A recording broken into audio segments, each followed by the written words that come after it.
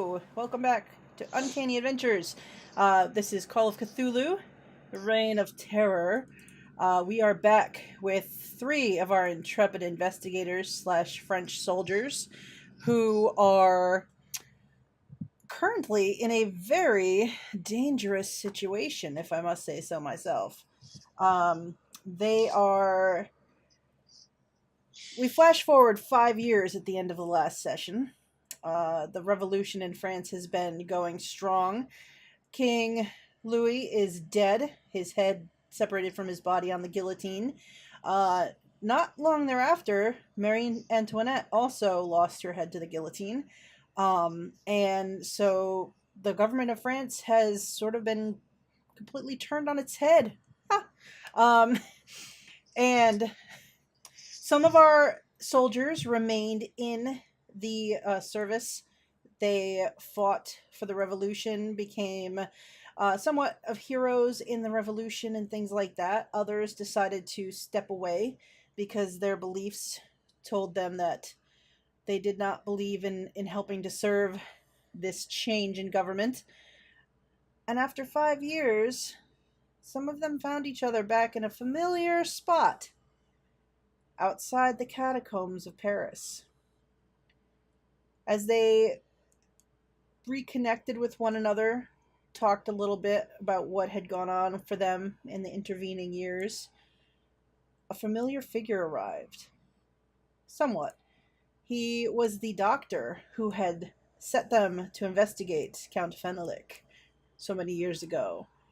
Only he was a man changed. Instead of the heavy-set, heavy-breathing, possibly dying older man that they remembered, he was tall, strong, walked freely, muscled. Nothing like he used to be before. And he went down into the catacombs as these hooded figures brought bones from the carts down below.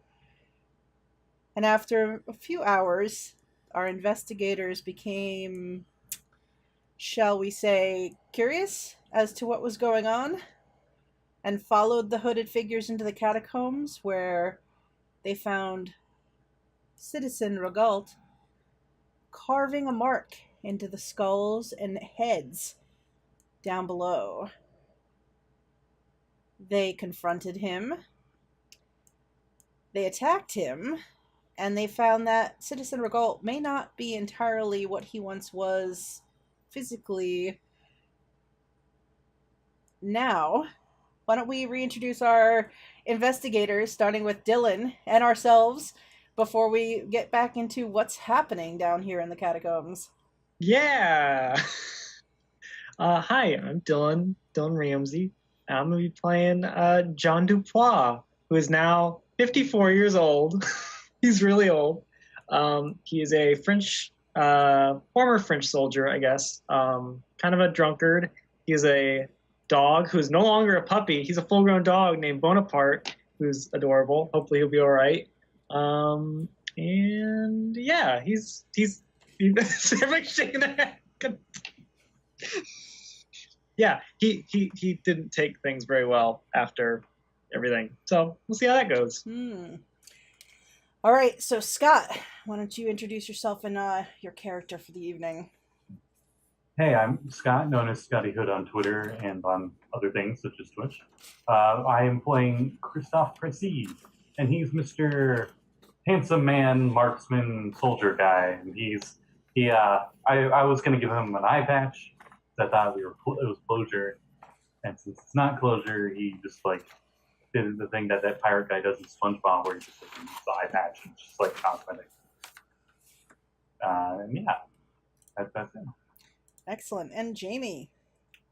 Hello, I'm Jamey. I'll be playing Etienne Babin, who used to be a devout monarchist and then had a complete 180 change of heart, served with the revolutionaries in the war for a while, and then decided, nobody really wants a one-handed man fighting for them for freedom, so he retired, and then was like, oh crap, I still need money, and started to work again. And now he got himself into this mess with these two again. My. So, yes. So you all followed these hooded figures into the catacombs, and you found Regalt leaned over one of the decapitated victims of the guillotine, and you recognize the head that he was carving a mark into as Captain Malone, the captain who had worked with Regalt all those years ago to stop Fenelic. It appears at some point evidence must have been brought against the captain, and he met the guillotine and is dead. So, as the altercation began between you and Citizen Regalt, someone, I believe it might have been Dupois, stumbled back into one of these hooded figures, accidentally tearing the hood from their head. And everyone, especially Pressi, was shocked to see the head of Melody, her father. His head was on top of this body, but the body wasn't his. The body belonged to some petite woman. And you all started to panic a little bit, I think. You attacked Regalt in this moment of surprise. And then you realized that you weren't doing any damage to him. And it was at that time that a figure appeared out of the shadows. A hunched humanoid shape with yellowed eyes that some of you think you might remember seeing down in the catacombs. And it said in a human voice, "Come with me if you want to live." Hey, thanks, Katie. Katie has given us, let's see, 3 crits for her favorite sweet boys. Oh, all right. So Aww. Katie wants to make sure y'all don't die, so let's take care of you guys. Oops. I point the musket at my face and I use my crit. I don't really. Don't do that. Well, there's no other way out of here. I take my hand axe and go for Regalt's arm for vengeance. Right.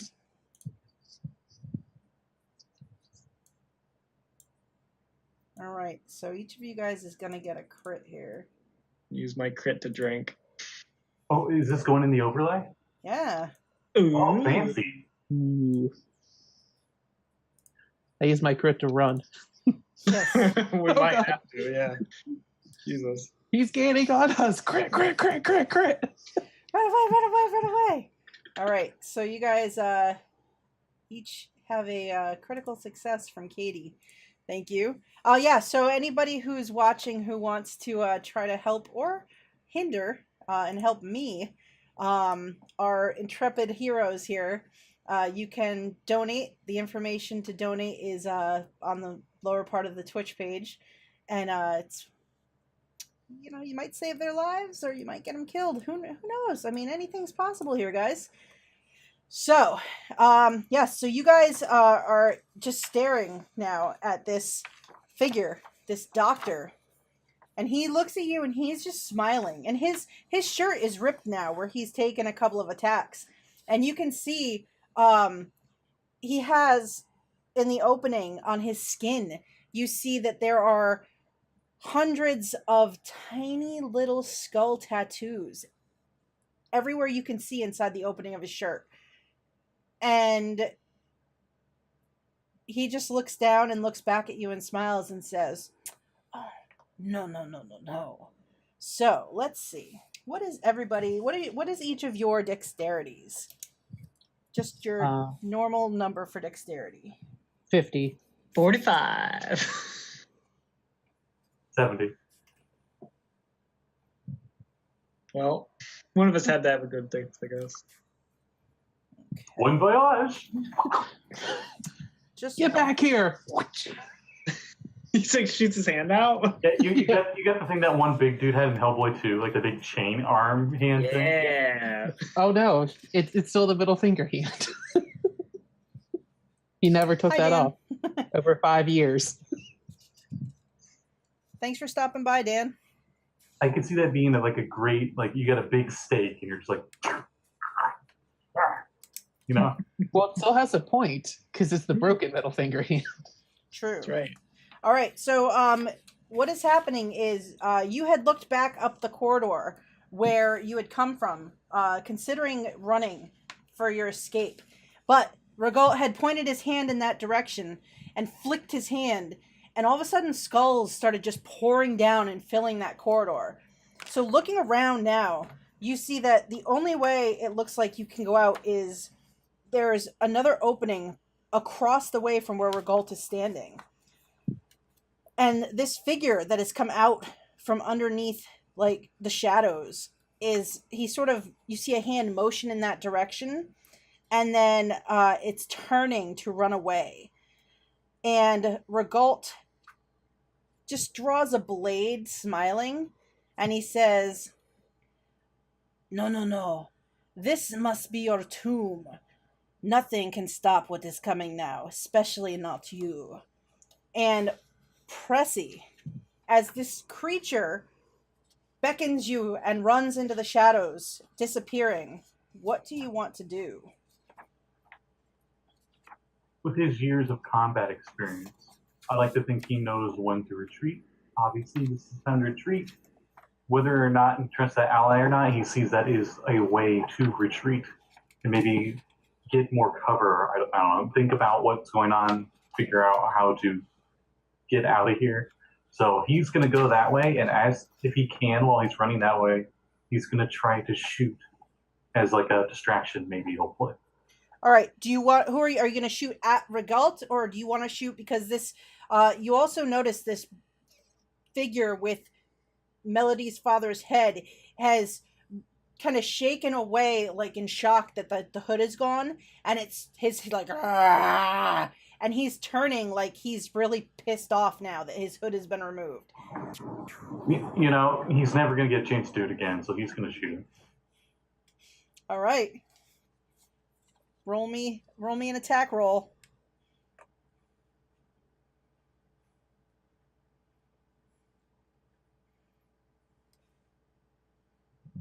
Didn't even need a crit. Thanks, Katie, for the crit. It won't be needed. Don't worry about it. I've wanted to do this for 17 years. This is for not thinking I was good enough.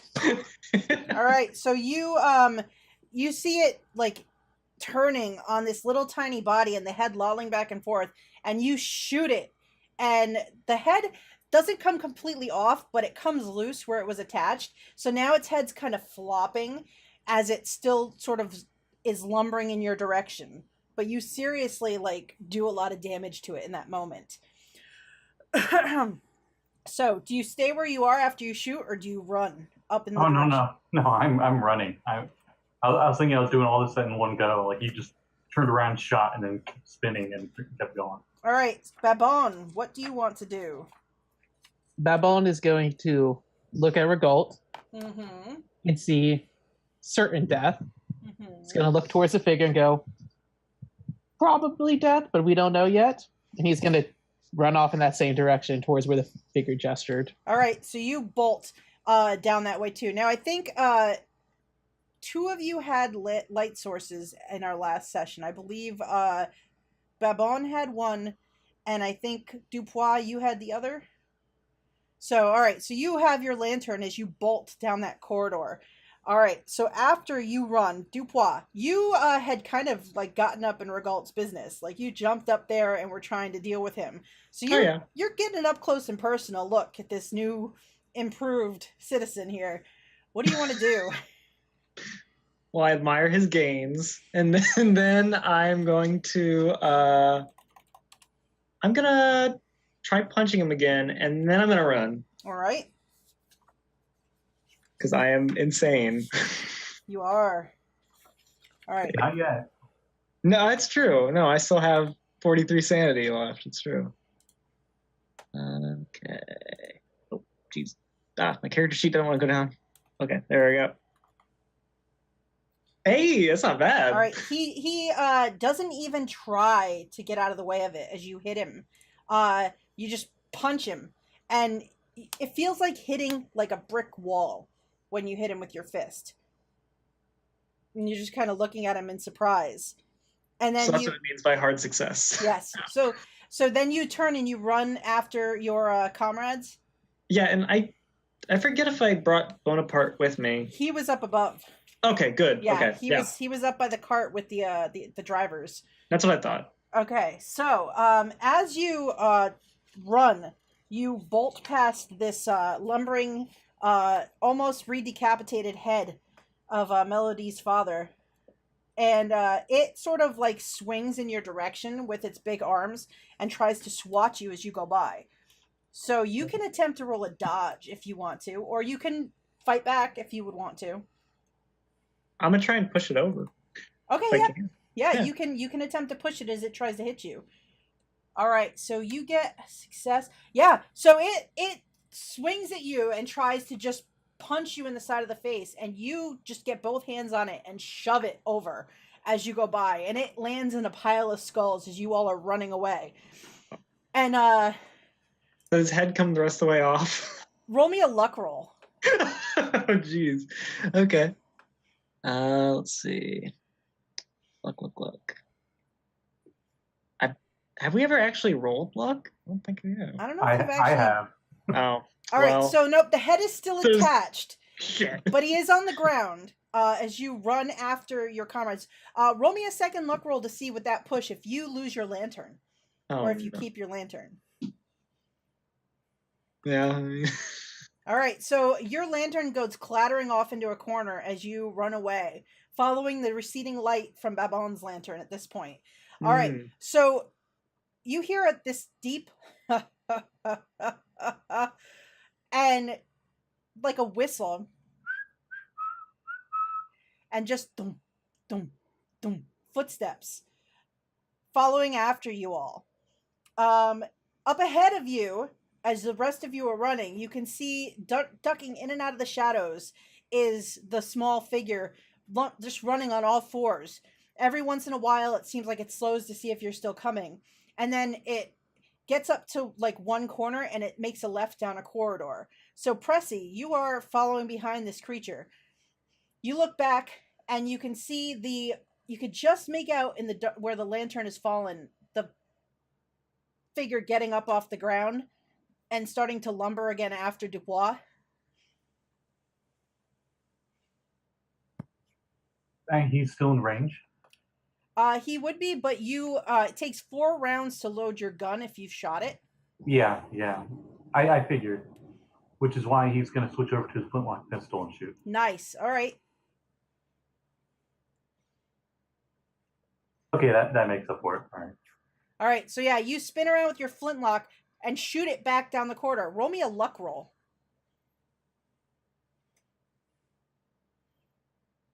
All right, I need both Babin and Dupois to roll dodge rolls as an errant flintlock bullet is flying down the hallway at you. Okay. Oh, God. I saw it coming. Oh my. All right, so... I was going to say Chris was going to miss you guys, but I guess he doesn't. All right, so seeing as it looks like Dupois, you had the worst fail. So you get you don't take the full bullet, but it grazes you. So you're gonna take 2 hit points of damage as you just get grazed by this bullet meant for this lumbering creature that's behind you. All right. Okay. So Pressi, you fire and you see it graze Dupois, and then you keep running after this creature. Babin, what do you do as you sort of dodge against the wall to avoid this shot? Do I see the creature coming behind us still? Yeah, you look back and it's just lumbering after you guys. Well, Dupois short. I'll try and shoot it too. Dupois like here, Babin's like all the way up here. Got the height advantage.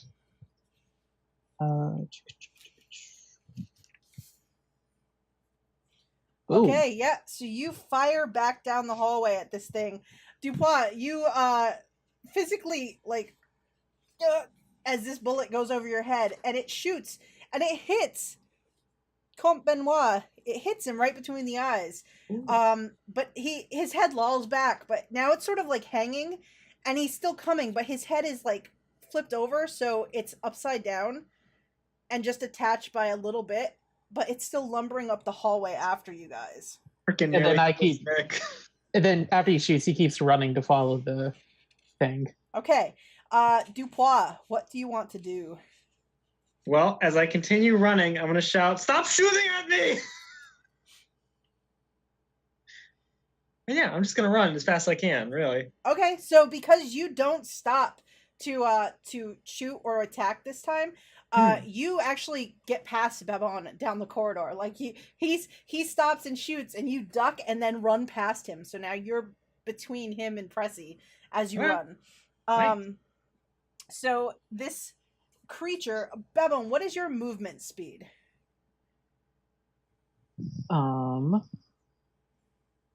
It should be up with your stats. The move rate is 7. Okay, so it's coming after you, but it's not.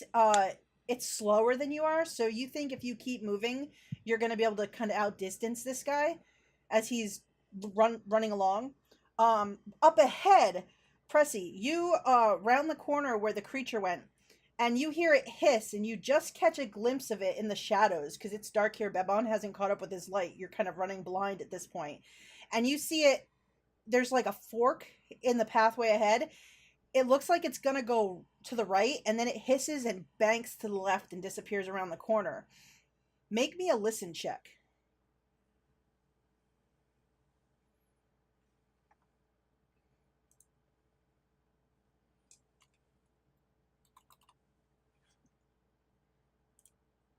That definitely makes up for that one. Yeah. So you see the creature go down the other way, but now looking back, you think the right-hand tunnel is, knowing your sense of direction, the right-hand tunnel actually would lead back to the stairs. The left-hand tunnel wouldn't. What do you want to do? Can I like stop there and look? I doubt I can see anything. You can try spot hidden with one disadvantage die. Okay, that's the not green die. Yes. One, right? Okay. All right. So yeah, even with one disadvantage. So you kind of stop and squint into the shadows ahead, and you see a figure casually strolling up that corridor in your direction. It's big, it's broad-shouldered, and then you hear... I go like, and just immediately go to the left. All right. So, Babon, you round the corner to see Pressi full stop for a moment, and then he bolts to the left. You can also either make... Now, you have your lantern. You can make a straight spot hidden if you want to. Okay.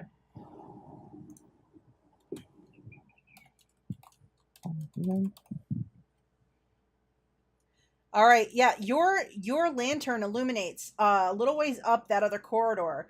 You see the figure of Citizen Rogalt strolling towards you with his sword out, just swinging it casually, and he sees you and he just points the sword at you and smiles. And he says, no one but me is leaving here tonight, my friend. Babylon's gonna see that and then just go whoop, whoop, whoop, whoop, whoop, whoop, whoop, and run after where Pressi went. Nice. Just full Three Stooges running. Thank you, Katie. So Katie's trying to save your lives. So let's see. Katie gives you guys another 3 nat 20s and 3 advantages. Katie, you're too nice. I just text her in all caps saying thank you for saving us. For that, I promise no more puns. Oh, but the puns... At least for the next hour. Yeah. At least for this game, right? Yeah, oh yeah. Okay, I'll just get the one that I was thinking of this whole time just out of the way. It looks like we left without our heads rolling. Okay, I'm done for like at least an hour. Fair enough. So.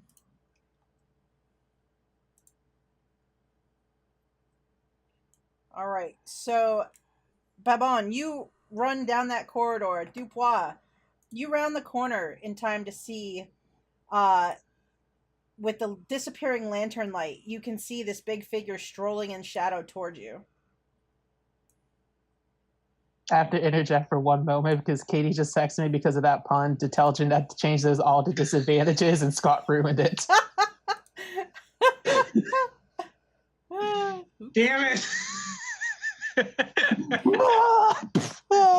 Worth it.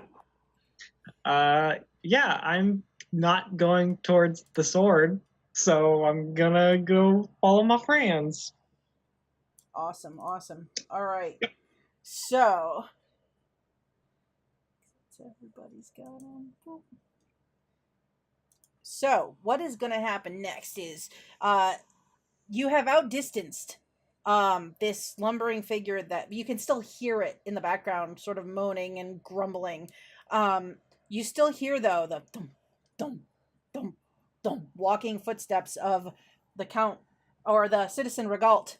And then up ahead, Pressi, you need to make me a spot hidden check as you are looking around to see where your savior has vanished to.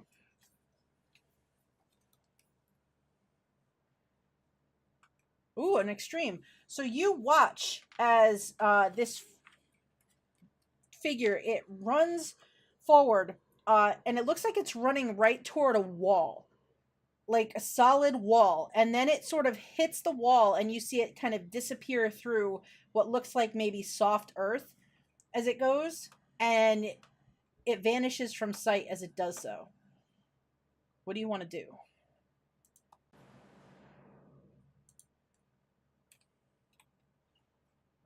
He's probably going to run up to the wall and take the bayonet that's already on his musket and like poke it first to test the water, so to speak.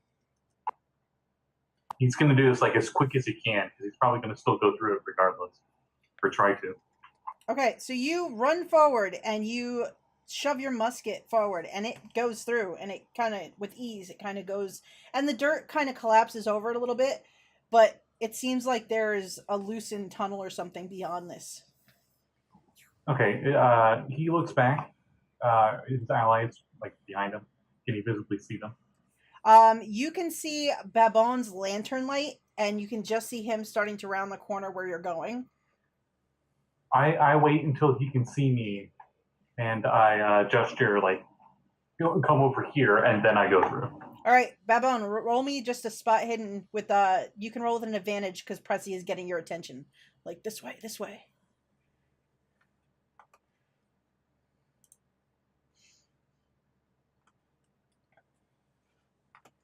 All right, so you see Pressi, who is motioning for you to follow him this way, and then Pressi looks like he disappears through a solid wall.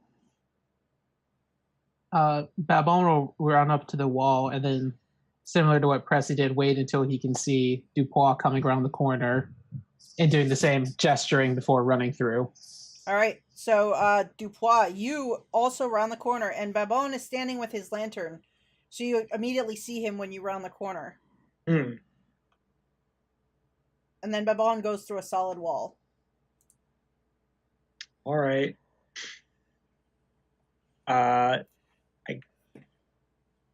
I'll turn around for a moment and just see what I can hear or see or anything like that. All right, you turn around, and a figure walks around the corner behind you.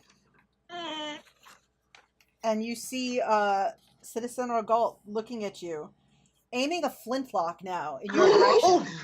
Oh no. And he is going to point the flintlock at you and smile, just a broad smile. Okay. And he says, "Viva la France," as he is going to pull the trigger. What do you want to do as he is shooting this gun at you? Can I try and like swat it out of his hand or something? You would have to run back. Is he too far away? God yeah. Or you can roll dodge if you want to try to jump after Babon before he shoots you. I will do that. Okay. Yeah, instead of running back to this guy. All right, so he shoots at you. Ouch. Youch, yeah. Yep. You guys, Babon, you hear a muffled, as you are going through the wall, you hear a muffled gunshot. And so, Dupois, you are going to take Now, Dylan, I'll remind you of 2 nat 20s. Yeah. Okay. Oof. Is that all? Okay. Yes. So how many hit points did you have? I had 5. Okay. Are you dead? I'm at 0, yes. Oh my god. I'm at So negative Yeah, 2, -2. actually. all right. So you're jumping through the wall. As you do, I need Pressi and Babin to both make dexterity rolls for me. As you guys have gone through the wall. Oh my goodness. All right. So let's see.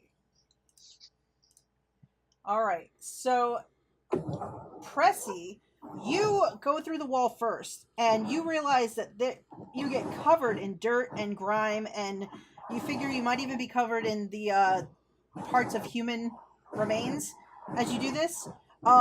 You realize almost immediately that the tunnel you plunge into is on a sharp downward slope, but you manage to keep your footing as you go through. Babon, you go through. You do not realize it's sloped until you are tumbling down. Make me a luck roll first. Oh god. Is this like cartoons where the stairs turn into a slide? I'm just going. Maybe. This is cartoon thing where like I make this, like I slide at the very end and I make it, and then you just, boom, right on me. Ooh. All right. So you somehow manage in your fall to keep your lantern in hand as you're tumbling downward. And then let's see. It's hooked around my fake hand, so it's just kind of swinging. Pressi, roll me a luck roll as roll me a dodge as you realize Babon is flying towards you at ridiculous speed. Piccolo, give me strength. No, Piccolo, why? All right, so it's only one away from us. Use the luck. I'll use the luck. Okay, so you get out of the way as Babon slams to the ground, and Babon, you take 1 point of damage. Not bad. And you turn around to see a form just tumbling haphazardly down the chute towards you. What do you want to do as you realize that it looks like Dupois in free fall? Who is this? This is both of you, Pressi and Babon. You can see this. You hear him too. This. Is there something we can like try to catch him, or if you want to try to catch him, you can roll me a dex check. I will try and catch him. That was definitely an option for me. Yeah, you have better decks. Way better decks than me. Dylan, roll me a Constitution roll. Sure. Hope I don't have to do medicine. All right. So you catch an unconscious, bleeding Dupois. It seems that it looks like he's been shot, but it looks like maybe he was saved by jumping through the wall. But he is unconscious, lying in a heap in Pressi's arms at this moment.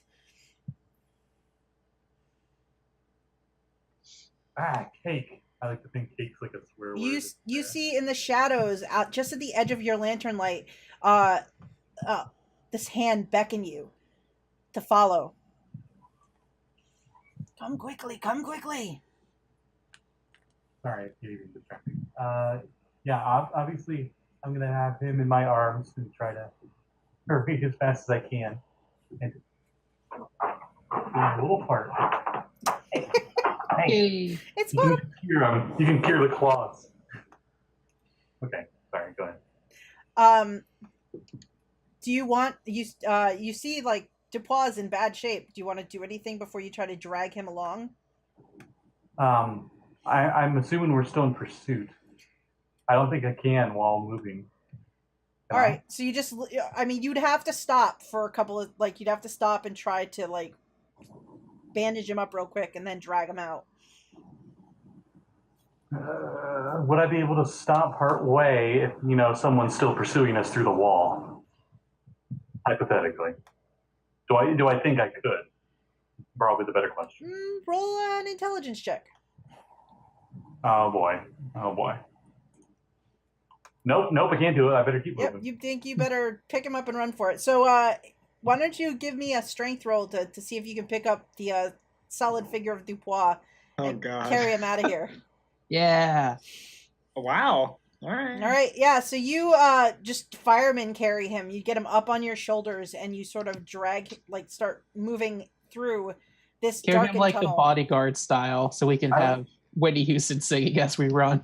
He's a war hero, so I think he would.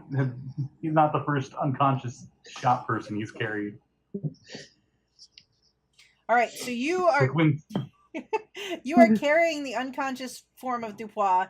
Babon, you have your lantern with you as you are running through these whatever this underground tunnel is. You see up ahead, the figure doesn't wait. He sort of scurries forward to get away from whatever's chasing you. Quick question. Yes. Would I have to stop to do a listen to see if we're being followed? No, you could do a listen check as you're moving. Okay. I want to do I'm going to fail because I'm half deaf, but see what happens. Oh, look at that. Wow. So you listen behind you, and you do hear like the clattering of like debris, like maybe something's coming down that chute behind you. Okay. Well, I'm still running, but I was just trying to see if Regal was following us. All right. So you all make a run for it. Dupois, you're not sure now his limp form on your back. You're not sure if he's going to make it or not. You follow the shadowy creature as somehow Babon has kept this lantern that he brought with him. It illuminates these underground tunnels that you're going through. You can see that these looks like they're dug almost from like limestone quarries and forgotten tunnels. And as you move at one point, you come to an area where it looks like the ground sort of plunges away, and you see in front of you water, and you can hear it sounds like this creature has dove in to this water-filled tunnel and is moving across this tunnel. What do you guys want to do? Can we tell how deep the water is? Like we would have to swim? You can't really tell, like with your lantern. The water is all dark and murky and dirty, so you're not really sure how deep it might be without plunging in.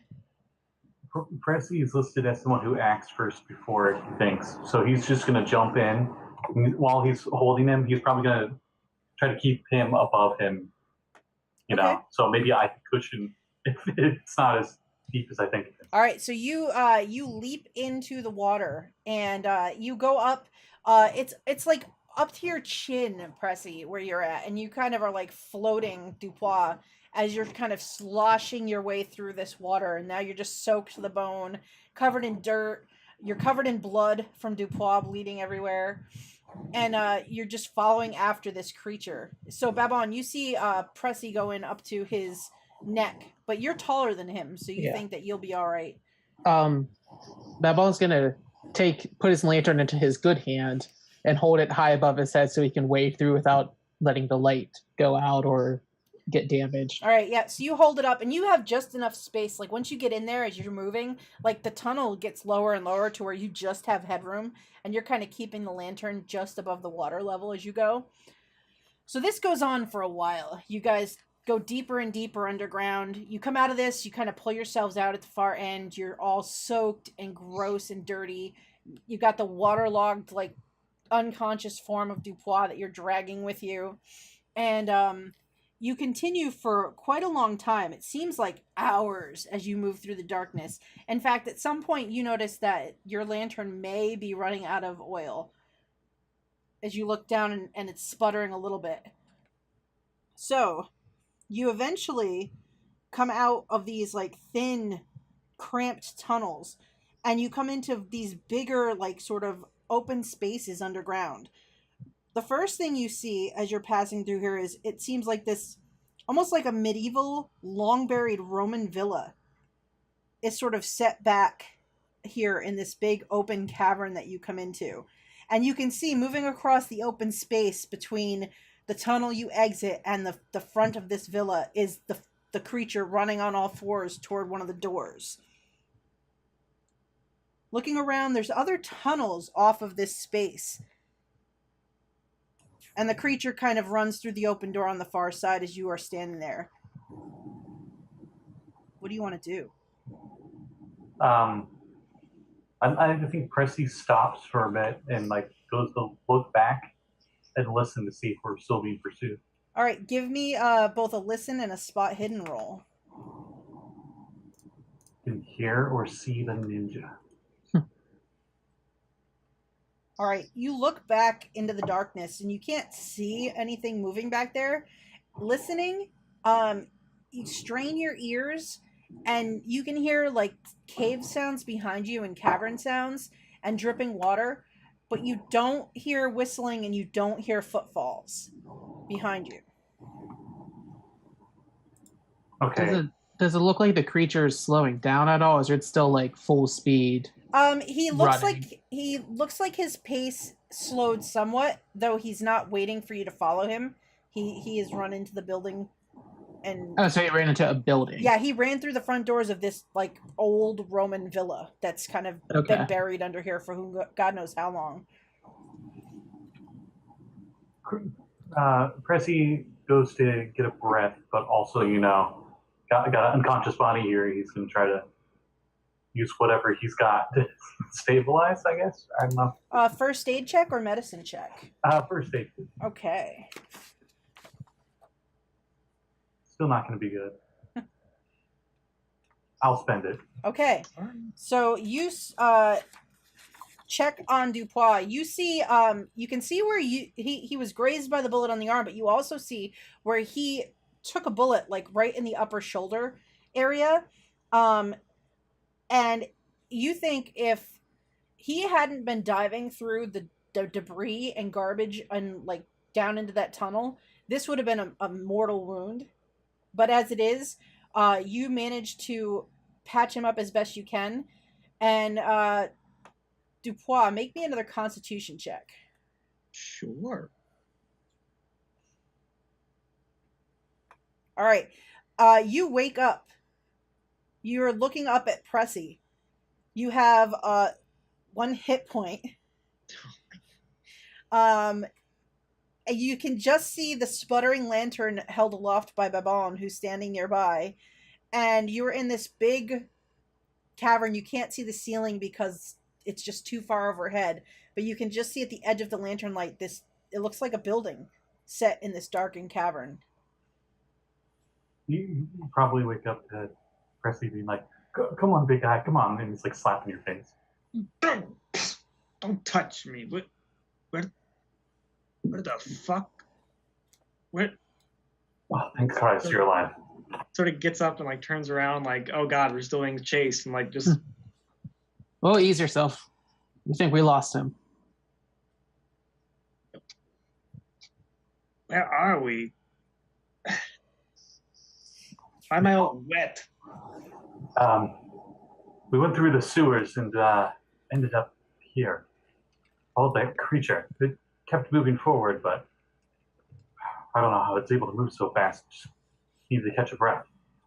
And with you being shot, I didn't know if you were going to make it or not. Sort of look down at all my gunshot wounds. Yeah, you look down and you are just like, and all of a sudden you realize, like, you kind of take it in, like it's actually hard for you, like when you breathe in and out, like there's nothing but pain in your chest. Yeah. You realize that you were maybe within inches of not being here anymore. Not bad for a 50-odd-year-old man.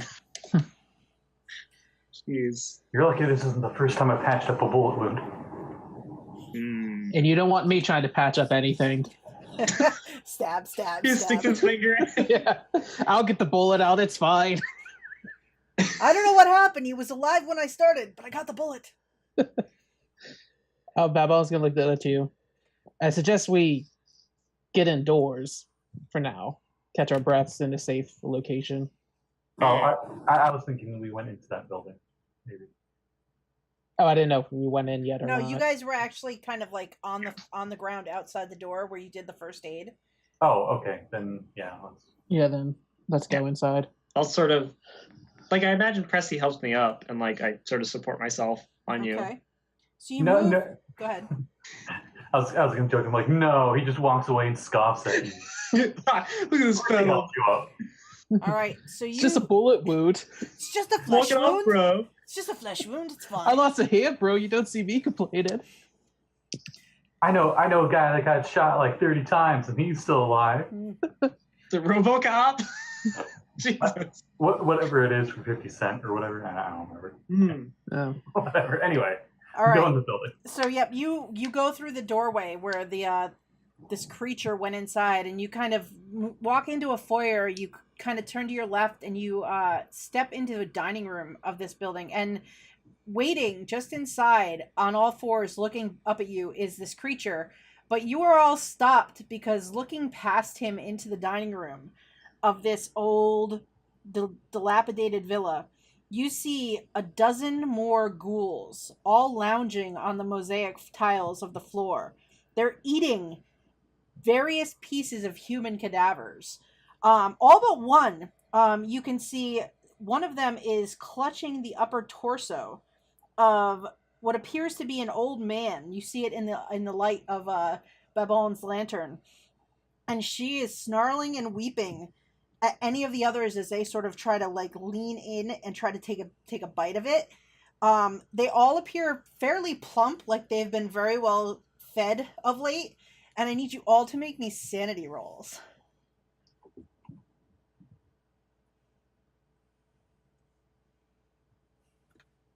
Let's see how we're doing.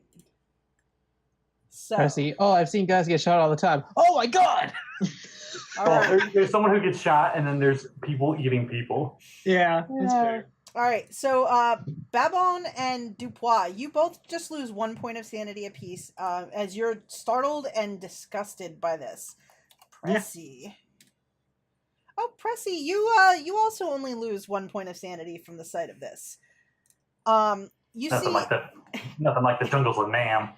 No, there's nothing like it. So you see as they sort of look you all over as you come through the door and sort of stop and take in the scene. They just sort of watch you, and the one that you followed kind of moves past them through a doorway on the other side of the room, looking over its shoulder back at you. You get the impression it wants you to follow it. Pressi probably actually takes a step back or two without even thinking about it. I don't know what the rest of you do. I'll probably put my hand like on my knife that I have. I'll just sort of put it there, ready to pull it out if anything weird happens. I mean, anything weirder than what's already happened.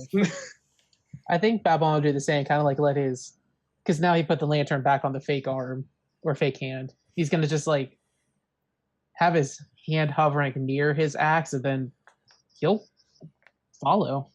Okay. Kind of like pick his way past all of them. Seeing you guys follow, Pressi will follow, probably just so he's not in that room seeing that. Alone without any light, yeah. All right. You follow this other creature through the door. In the next room on the far side of the wall, you can see that there's an opening, and it looks like there's a freshly dug tunnel that sort of leads upward at an angle, and this creature sort of runs up that slope and goes up to wherever this tunnel leads. Doesn't this thing ever need to stop?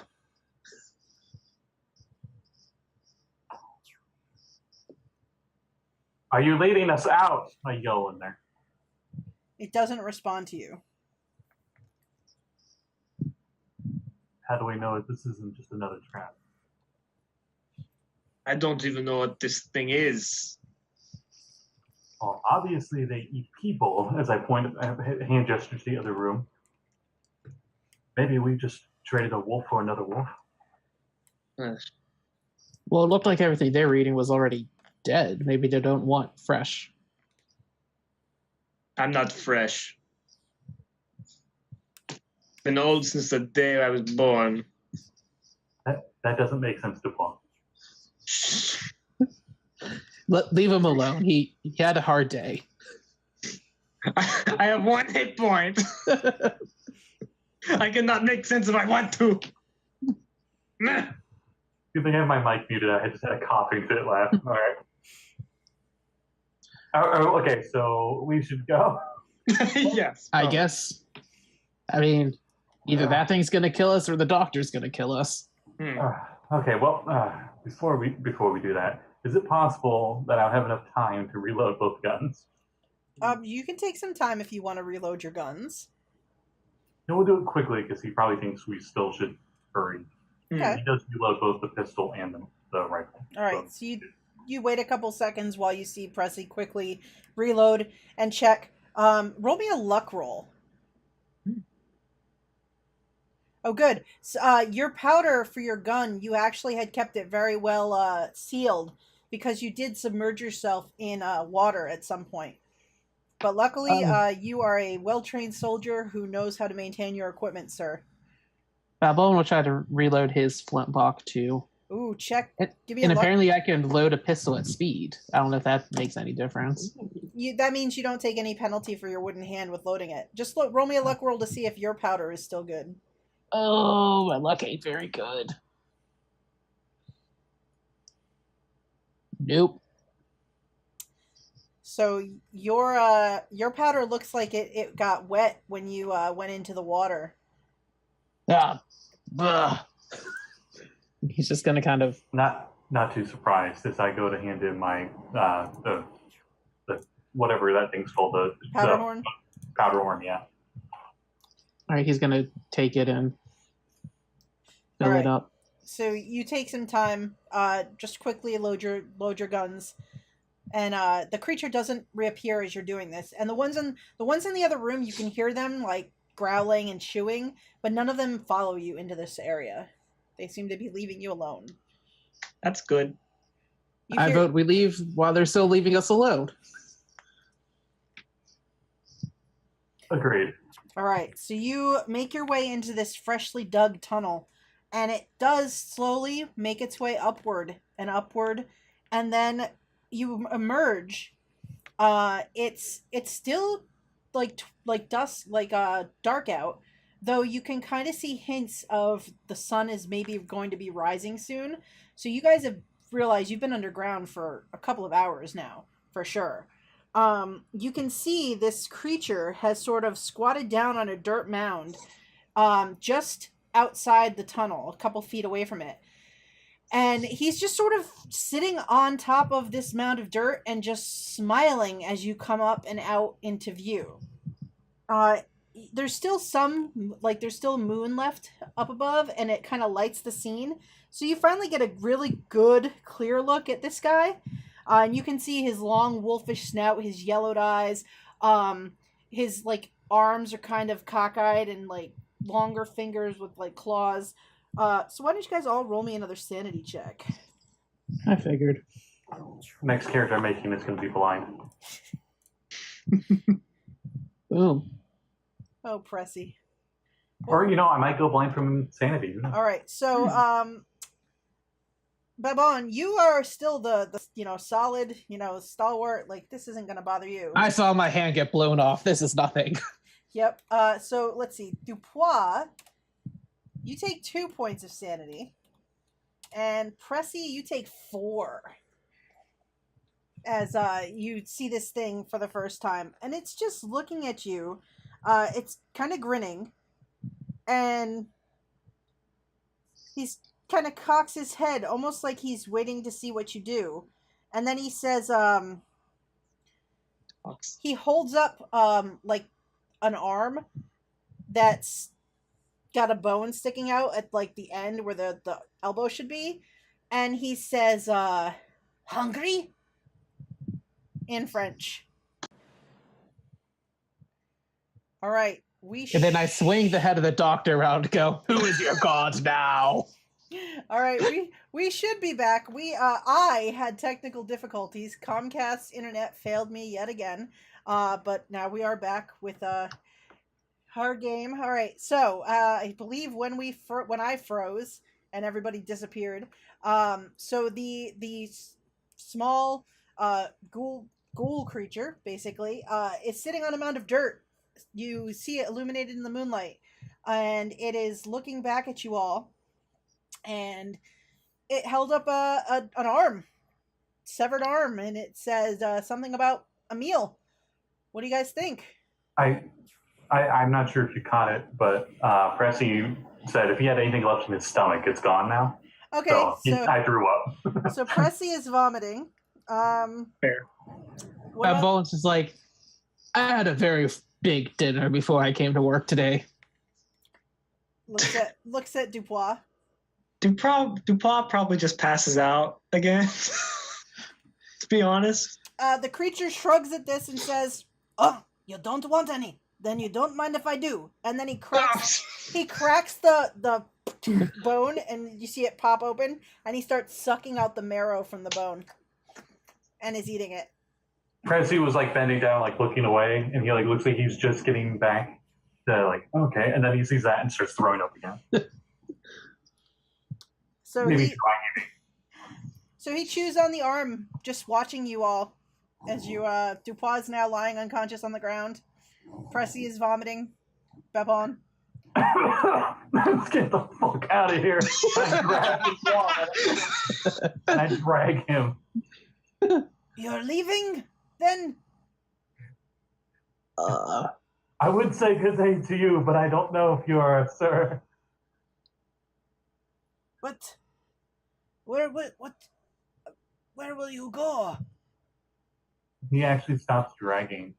Like maybe he's like he was about to say something like away from you or something, but he doesn't actually say that. And he's like, oh shit. As he drops him. Dupois just wakes up and then gets dropped back down and passes out. The health inspector. Babon's gonna look at him and go, Why did you help us? These are the end times. We are all living in this asylum now. One must do what they can. Oh, that's perfectly clear. It makes logical sense. It does. Pressi sits on a random tombstone. Makes as much sense as anything else around here. What do you mean, end of times? The monster, he feeds that which dwells outside. And it is almost the end now. Almost the end. But we are outside. Feeding? What? What is he feeding? Those that dwell outside. But we're outside. Babel's gonna like put his hand on his axe and look around. He says, the monster, with each thwack, thwack, thwack of his blade, he brings us ever closer to the end. He has used dark magic to ensnare each soul as it passes through. Thwack, thwack, and feed and feed. And I think he is almost done. I think the time draws near for him to finish what he does. The vortex spins and the blade falls. Thwack. Thwack. Well, that's just perfect. You know, you just saved us just in time for us to see this end of times with the whacking and all that. Great. I don't expect you to believe it, but I scarcely believe it myself. It is true, though. I've seen the proof in my dreams, in the dream city of Iggadok. Is that in north or south of France? Good answer. Good question. He looks at you, cocking his head. He chews on the bone a little more, and he goes, "There's a blind onyx carver who rises each day, and he chisels the names in a language he does not speak. But I know this language. It is French. The names are our daily toll. Each night he dreams of us, and each day he continues his list. In his little moments of rest, he listens for the sound of the ending, so he can lay down his tools and die." Babel's gonna look at the other two. Anybody know what's it's talking about? All I know is we're fucked. I don't care about this end of the world stuff. Well, our heads are going to be on the guillotine. Dupois regains consciousness and immediately takes a big drink. Have you not seen the way the heads react the moment after they die? As though they see something unknowable and unseen? Well, I haven't been around many of the guillotine killings. When 10,000 souls have been sent to the throne, the choir of skulls will sing, and the eye of Azathoth will open. Paris will be engulfed. And what number are we on? We are almost done. We have seen thousands and thousands. My brothers are gorging themselves on the dead. He chews on the fingers. Can it be stopped or reversed? I do not know. This is what happens when you take prophecies from uneducated onyx carvers in dreams. I'm sorry, my friends. But I do know that I have seen the monster consult a black tome with brass bindings deep in the catacombs from time to time. It may contain a ritual that you can use to stop this. Perhaps if you break the ritual, the magic will break, and you can kill the unkillable monster. You're saying we have to go back down there? I don't think he leaves the book in the tomes. I think he carries it with him from time to time. Great. Did he have it with him when we went down there to look? You did not see the book with him tonight. The creature says, my best guess for when this will end, I have seen when I travel the streets at night, flyers for a festival coming soon. The Festival of the Supreme Being. It should be held in a matter of days. I think that the monster wants to time his rise for that of the festival. Oh, That sounds about right. by the way, my friends, I am Gulam. Nice to meet you, Gulam. The pleasure is mine. Gulan the Ghoul. He looks at Pressi and he says, you are a fair shot, my friend. And he shows you where there's like a scar in his upper chest. You hear like the Metal Gear Solid 5, like Phantom Cigar music as he just goes to flashback and remembers. He's like, it was a dog. Oh, Bonaparte! And he just comes to a sudden realization that actually he wasn't seeing things. That maybe it wasn't a dog after all. Dupois, in that moment, you do remember Bonaparte was left behind at the entrance. Yeah, I know. I remember. What, Bonaparte? I'm gonna look around. Like, where exactly are we? All right. So looking around, you can roll me. Just roll me a spot hidden to try to take in the details in the moonlight of where you are. Got it. Never mind. Got it. You can spend luck. Hold on. Can I even get that much? You also have some crits and some advantages from your friend Katie. That'd be all my luck if I spent it. So Use the advantage from Katie. I'll look around. Whatever. Oh God. Oh, you really don't know where you are, Pressi. You're still shaken by everything. I'll join in this game. Cool. Just to see what happens. So, well, I'm also the only one who didn't pass out or throw up from the goal just going. Jesus. All right. So, looking around, you realize that Babin, you see the back of what you believe is the monastery, the Carthusian monastery. And you quickly surmise that that means that you are in the Luxembourg Garden. So the Luxembourg Garden, it's not terribly far from the entrance to the catacombs. The entrance is beyond the wall, but you're not too far from it. You figure that underground you probably looped around a lot of times to get to where you came out. So yeah, so you're sitting kind of in a back corner of the garden on the back wall of this monastery. Can we see the hole where we came out of?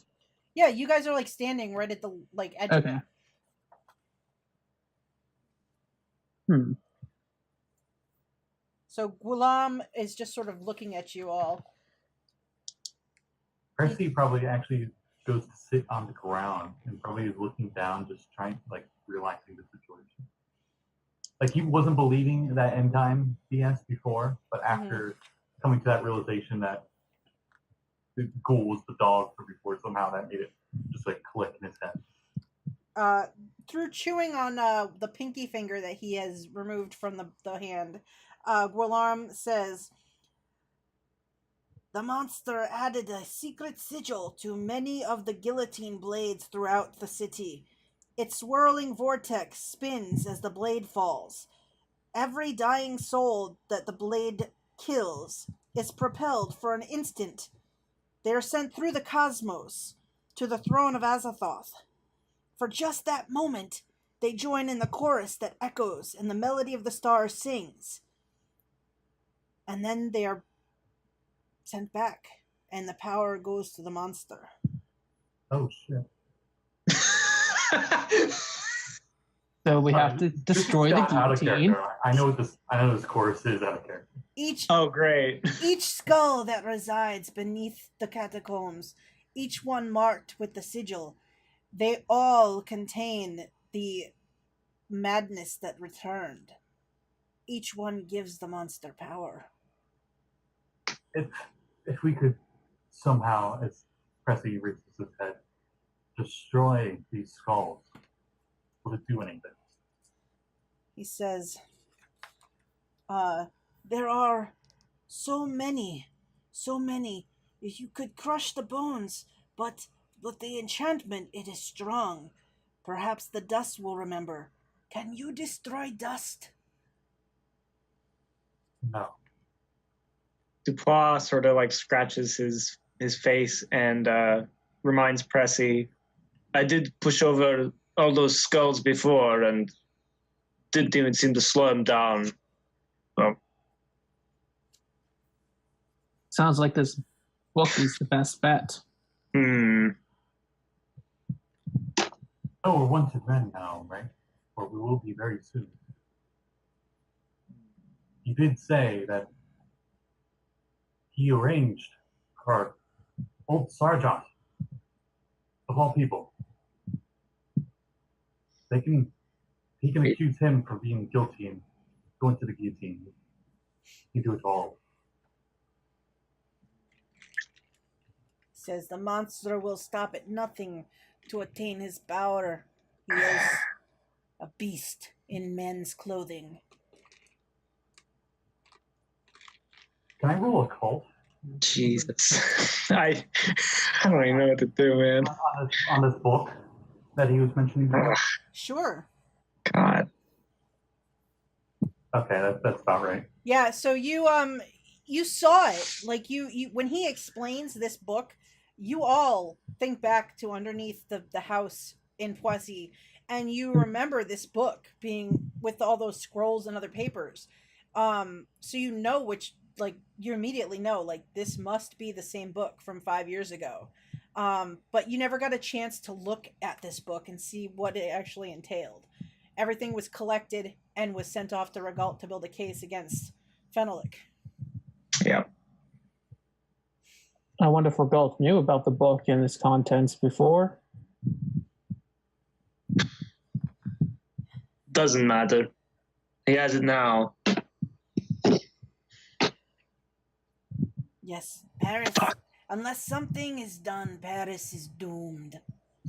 Dupois is gonna slowly and very painfully get up on his legs again and just sort of wipe himself off and just, well, boys, I guess we have to stop the end of the world. What else is no?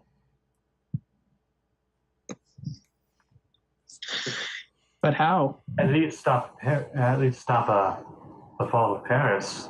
It's not like this is a war of the world or something.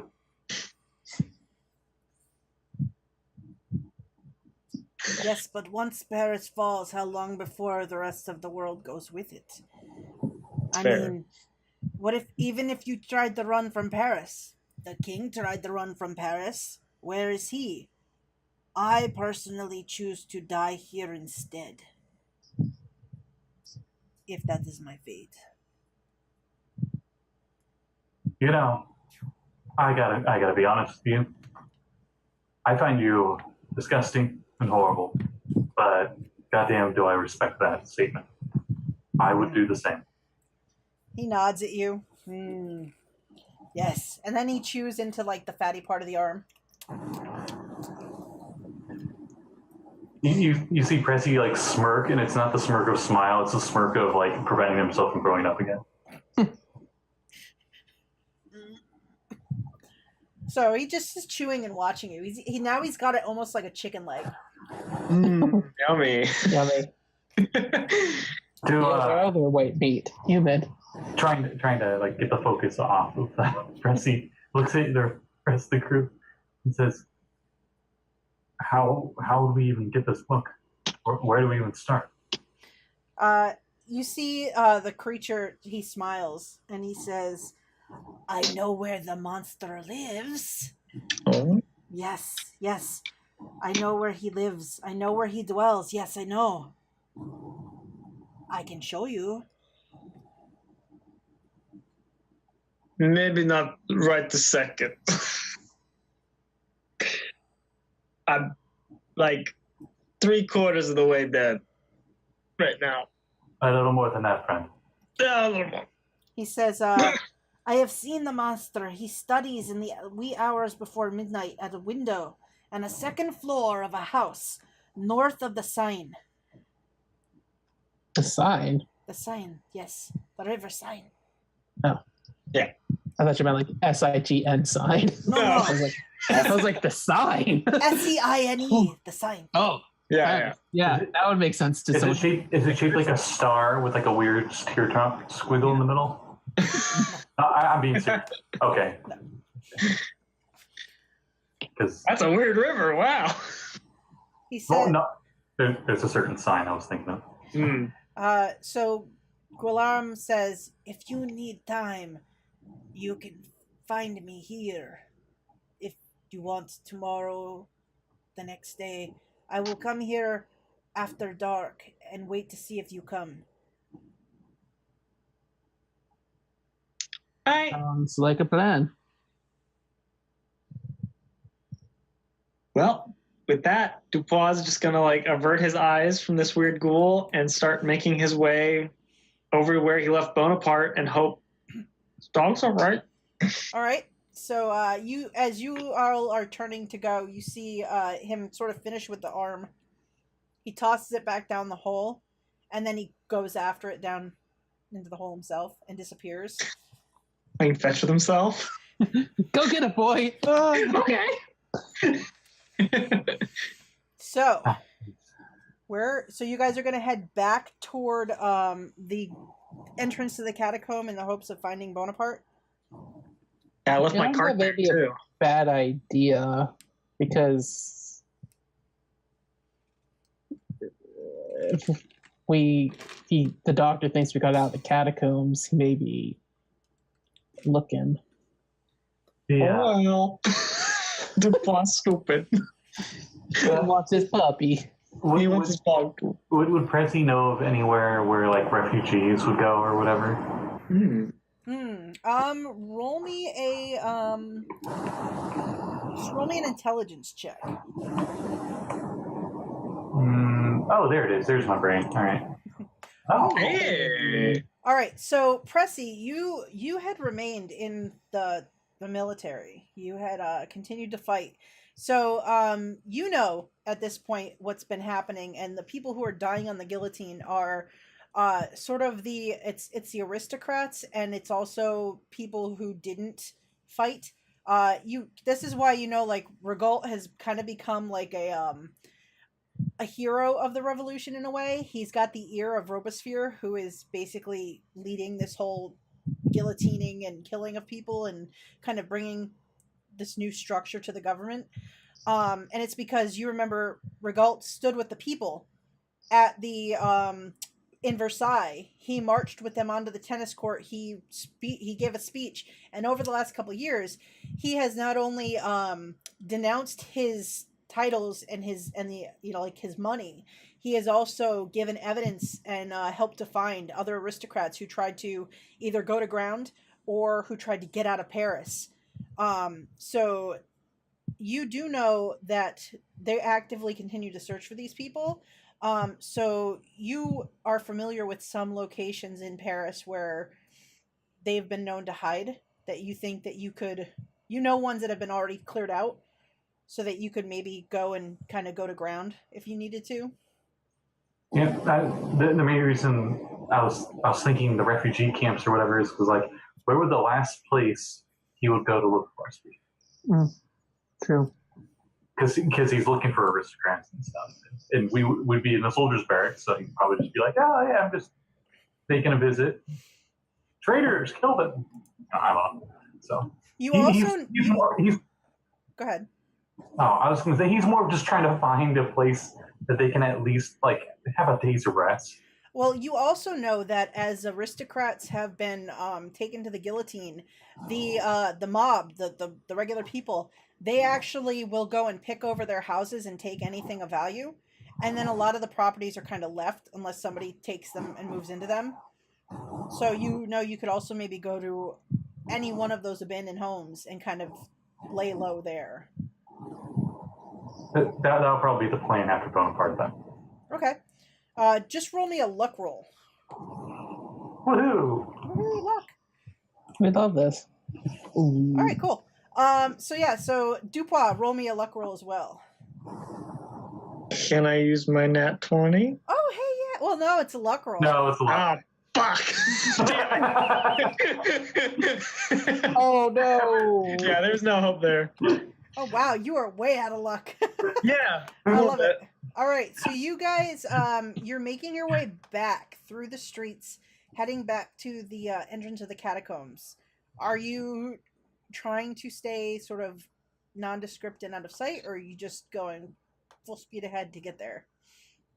Out of sight, please. I would imagine out of sight. Yeah.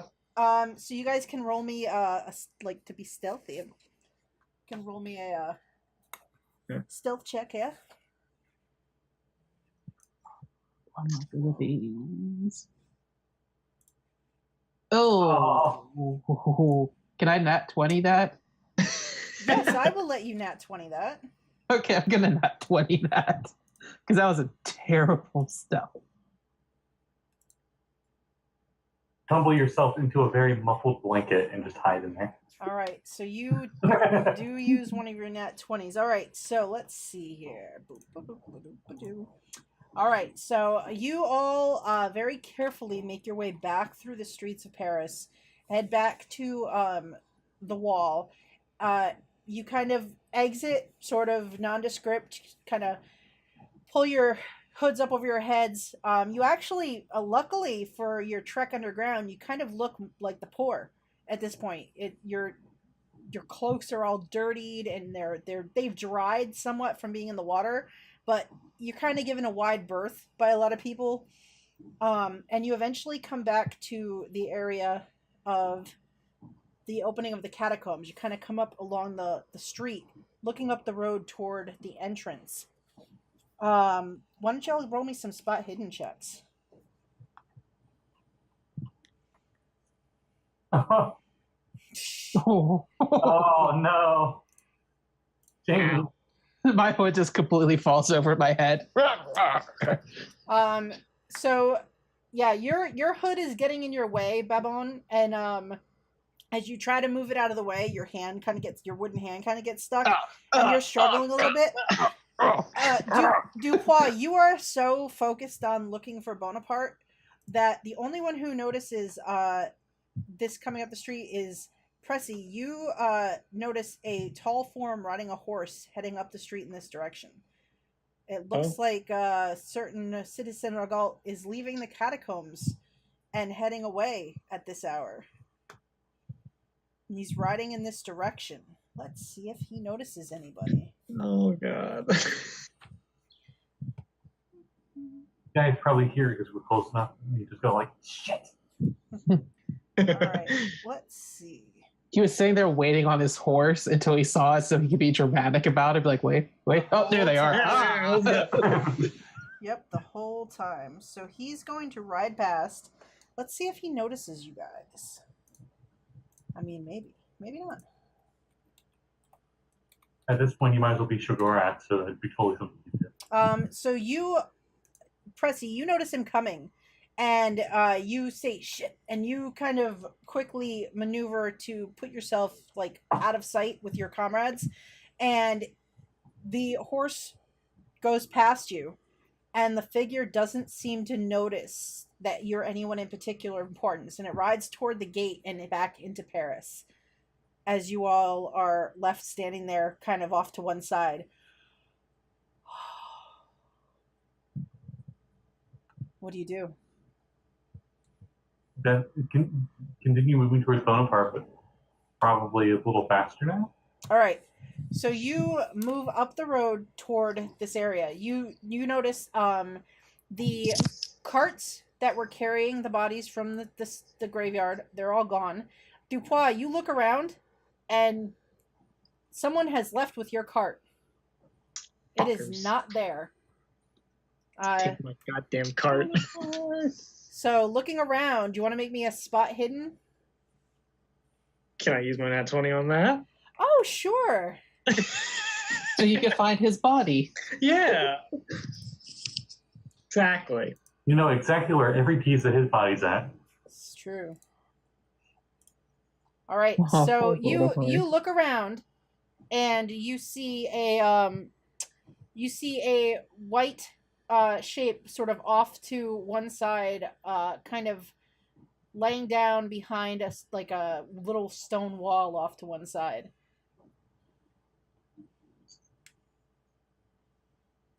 Okay. Yeah. I'll go check it out. Why not?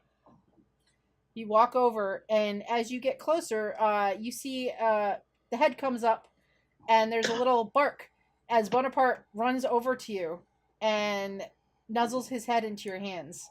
Oh, my baby boy. He's still alive. Jesus Christ, I was scared. Oh, God. I think we're all a little scared. I was ready to cry. Oh, God, okay. He does not seem any worse for wear. I'll give him a kiss. He will lick your face as you do. I'm all fucking dirty. You might want to lick that. He's a dog. You're fine. Yeah. Just, dog. I just let him. Whatever. This is love right here, bird. Mm-hmm. All right, so. Oh, gosh. What do you guys want to do? I believe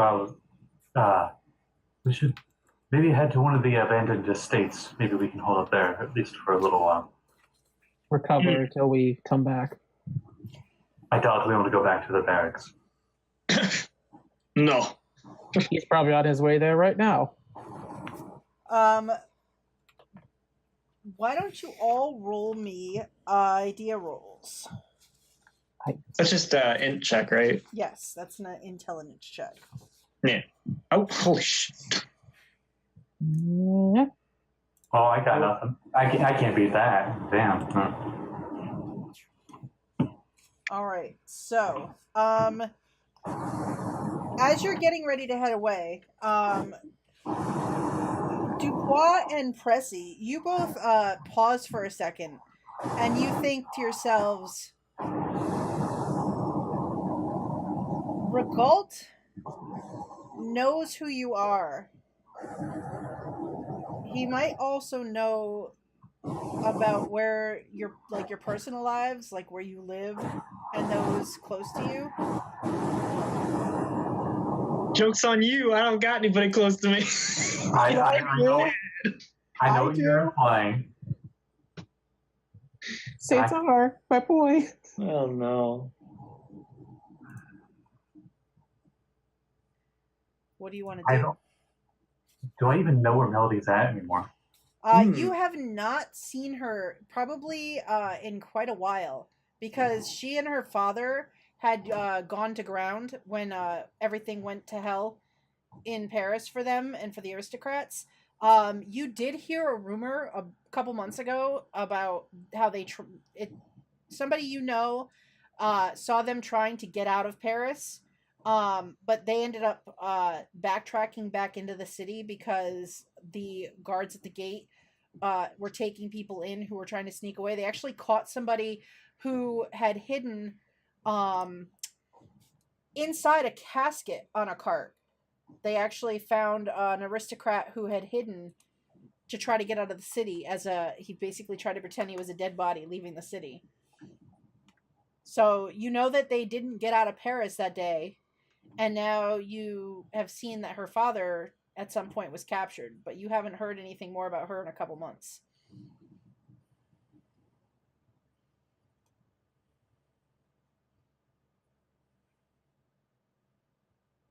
Well, that's going to take time. And right now, even though he wants to, he's got priority because someone's at 1 HP. He wants to at least get him somewhere where he can rest, and maybe he'll go off after that.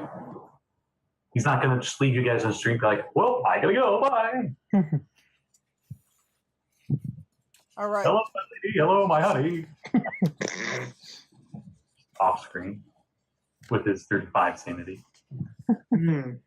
He actually turns into the frog. I mean, he is French. No, I don't want to turn into a Hydrolock. All right. Nice. So you make your way back through the gates. You head back into Paris. Pressi, you lead the way, trying to find a location. You eventually kind of get toward the center of Paris, and you find a house that you have known it's been used as a hiding place before. It looks like the doors are kind of boarded up, but you know that you can get in like through a back window of this building. It's like the Count's place. Let's go.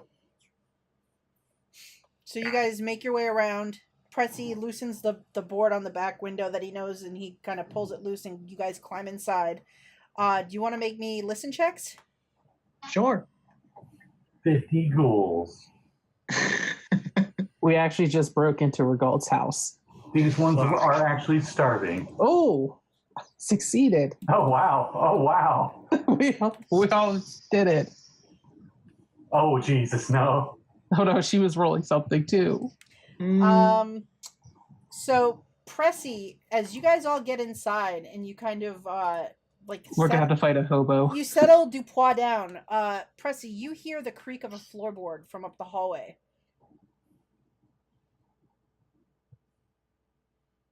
I motion to, for the rest of them to stay, and I'm going to try to quietly go to peek at the situation. Because if it's just another person trying to, another hobo like us trying to bunker down here, I'm not gonna bother them. All right, so you move down the hallway? Quietly, if possible. Do you want to make me a stealth roll? Yes. Babon's going to pull out his axe and just stay at the ready in case he hears something going on. Okay. All right, so you move quietly up the hallway, and as you do, you hear you heard the floorboard creak, and then you hear it stop, and you hear it sounds like somebody cocks a gun, and you hear a voice say, "Don't move." Pressi won't move. He's gonna do. Who are you? We're just trying to find a place to bunker. The name's Christophe. Pressi? Do I know you? You We don't need to waste gunpowder. you hear footsteps and moving into the little bit of light that comes in through like the boarded windows. You see a man. He's a bit shorter than you. He's broad in shoulder. He's got rough scruff and a mustache. He's got some wrinkles. He's you look at him and you realize the years haven't been that kind to him, but you recognize Sergeant Renault, your previous commander that served under Captain Malone. And he looks at you and he says, "Are you here to take me to the guillotine, Pressi?" No. I'm glad to see a familiar face. Aren't you one of the heroes of the French Revolution now?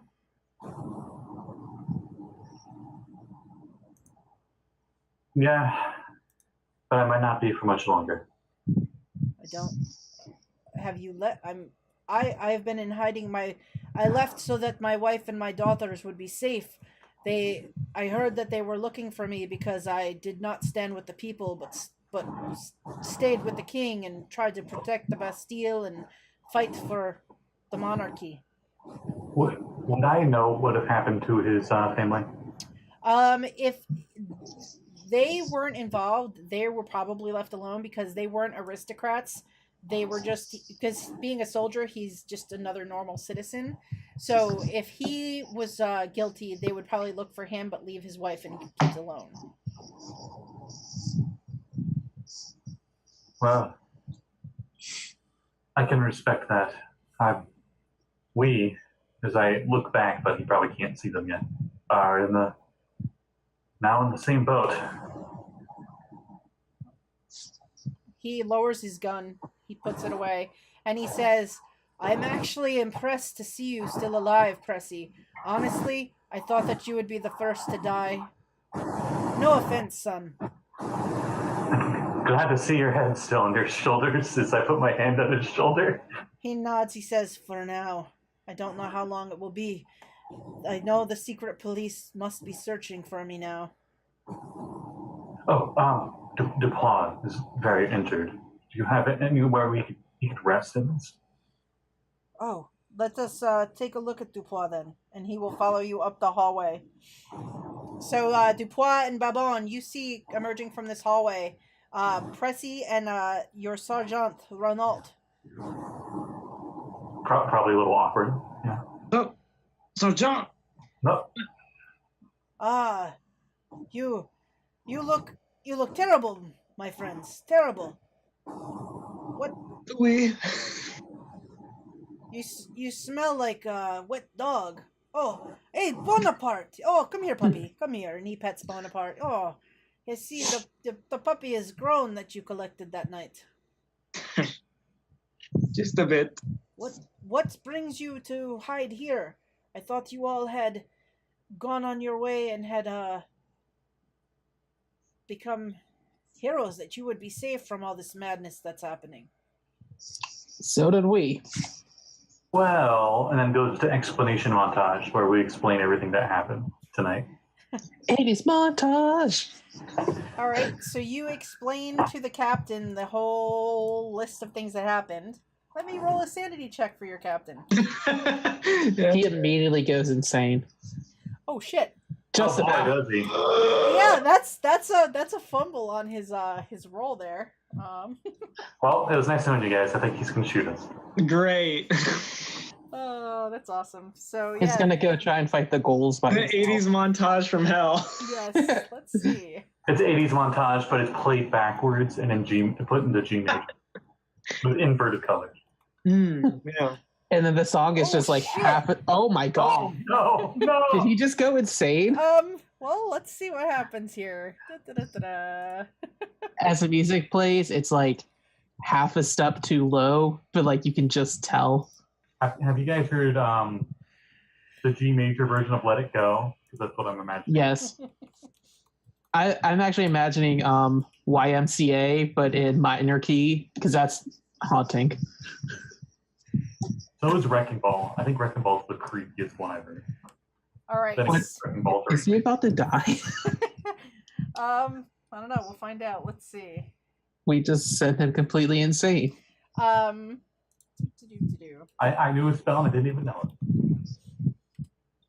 All right. So you tell him this, and like you see like he doesn't seem to take it well. Like you notice he's sort of like is sweating a little bit, and then without saying anything as you're still talking, he takes a small notepad and a pencil, and he sort of starts writing on this notepad, and he doesn't seem to be listening to you anymore for a little bit as he's writing, and it takes a little bit. It's maybe 10 minutes. You finish talking, and like he's just writing in this little notepad.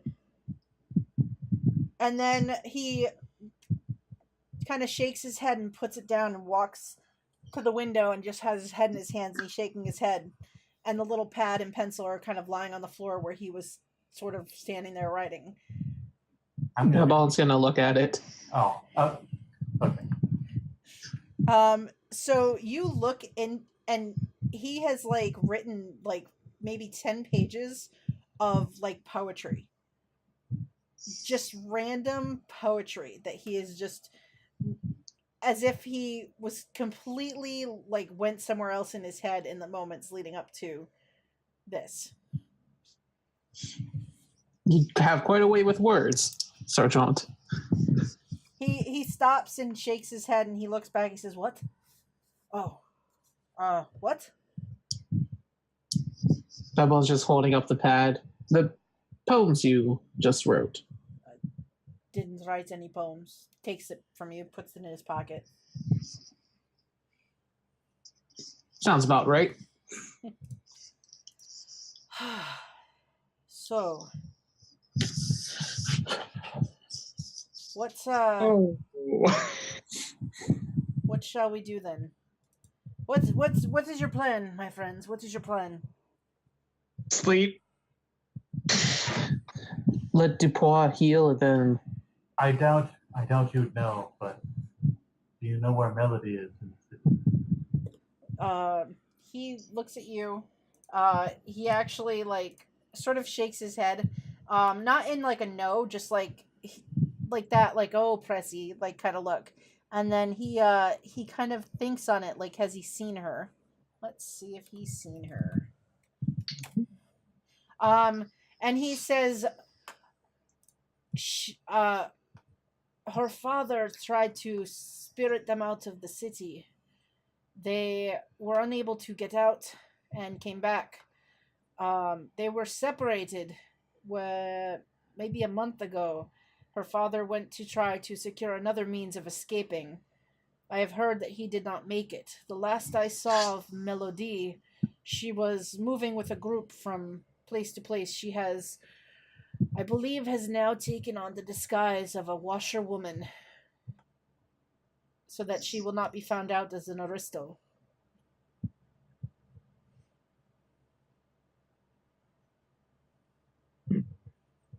I know that we may not agree on political terms, but I fight for the people, and I believe you as one of the people as well. Yes, I do. And don't know, but we must take care of Dupois. And he looks at Babin and he says, "Babin, whatever happened to your son? Did he finish his studies as a doctor? Could he not maybe help Dupois?" I look over, yes. Yeah, how about that? Yeah, I could send for him. I don't know where Babon's technically living when he retired. So I don't know like how far Cesar. So you know Cesar is since he's now trained as a doctor, even though with the revolution anyone is allowed to practice medicine in Paris. There's no like people with the title doctor anymore, hence citizen regalt. Okay. So Cesar is just citizen Cesar, but you know that he has decided to go with the French army. He's planning to go and fight the Spanish. So he's supposed to be leaving anytime. And so he's been in Paris staying at a villa with you for getting prepared to leave and go fight and go serve as a doctor for the army. I suppose I could go fetch him from the villa, bring him back here, see if he can help. Yes, he trained at Montpellier, yes? Yes, he did. Perhaps he can help our friend Dupois here before he expires. Dupois. Oh, no, he's just drunk. It's fine. Yeah. I guess Babon will leave then and go to the villa, try and see if he can get his son. We're going to do the smartest thing you could do, and we're going to split the party. And I'm going to go try to find Melody. Oh, Yeah. And Dupois, are you going to stay and mend? Yeah. Awesome. Dupois can't walk, period. All right, so Babon, you and Pressi sneak back out of the building that you're hiding in. You part ways as you are heading to one part of the city, and Pressi is going to head further into the center of Paris to try to find Melody. He thinks if she's hiding as a washerwoman, she'll be more amongst the poorer citizens, trying to stay low key. So, Babon and Pressi, are you both trying to be stealthy in your movements this evening or this morning? It is now actually, you guys, it's probably about 10 a.m. now, so it is kind of a busier day in Paris, and you both still look quite a mess. I guess I'll try to be as nondescript as possible, but doing my stealth, that's not going to work.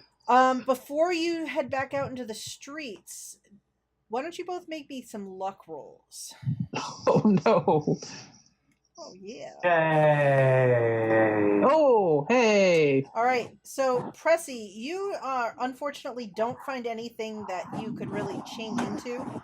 The clothes here, just nothing fits. But Babon, you managed to find a set of clean trousers and a clean shirt and are able to change out of your disgusting, dirty, human remains wearing outfit.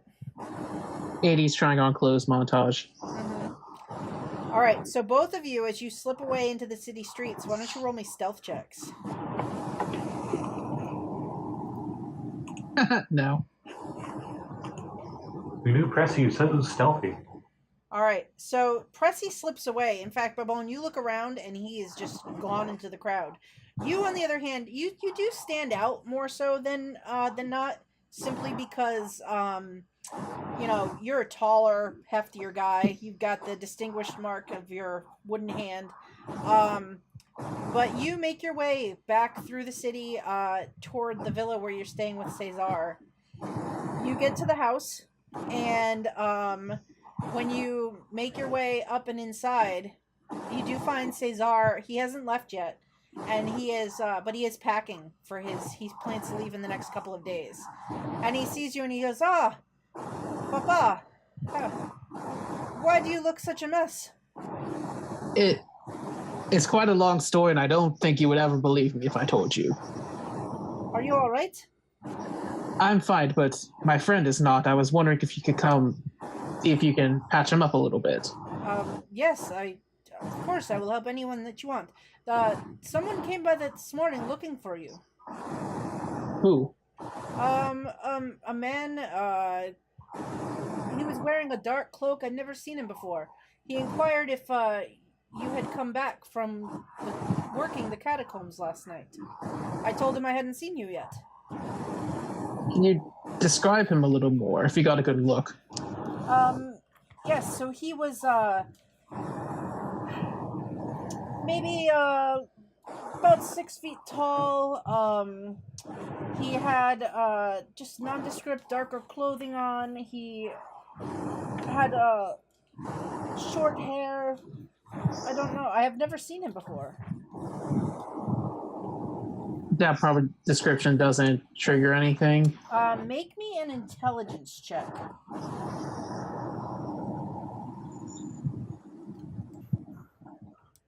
Success. So, you know that there is a group that works for Robosphere, and they're the secret police. And Oh shit! and you know that KGB is after me. yeah.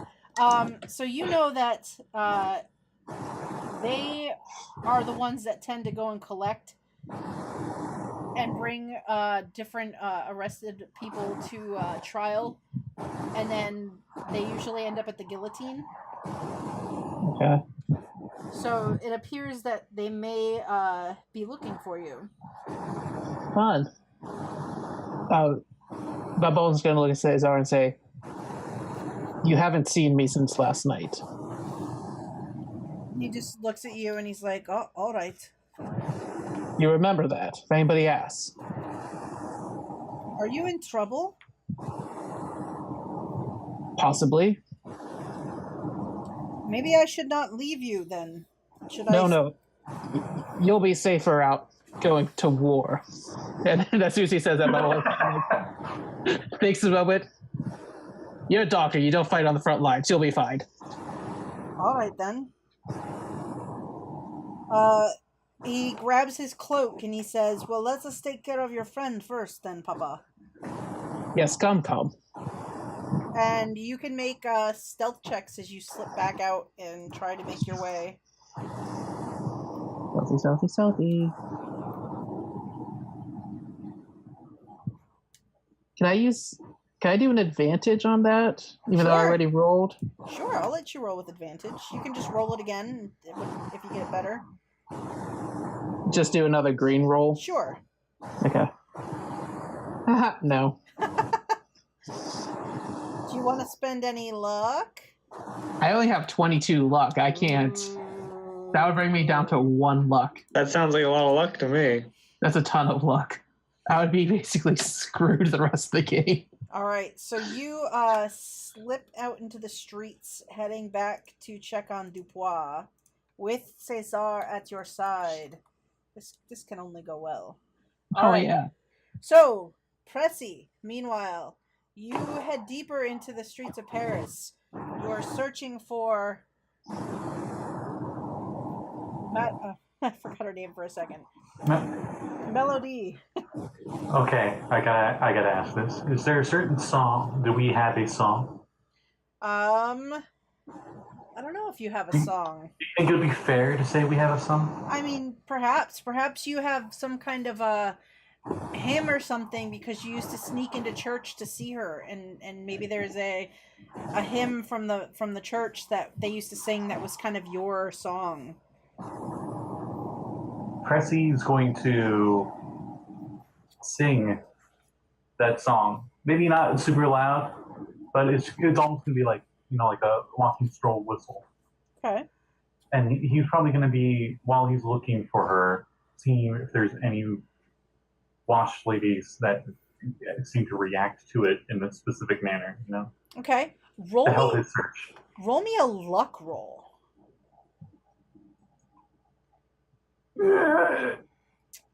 Can I spend on luck? I don't think I can. You can. I think you can. The only thing you can't spend luck on is sanity. Pressi would spend a luck on this. Okay. So I'll spend a luck on it. Wait. Have I used my? No, it's luck. Never mind. Okay. So you make your way through the cramped streets, and you see, once again, like you can see that even now, there are a lot of people that are poor and starving because the bread and food and everything like that, the prices are so extraordinarily high.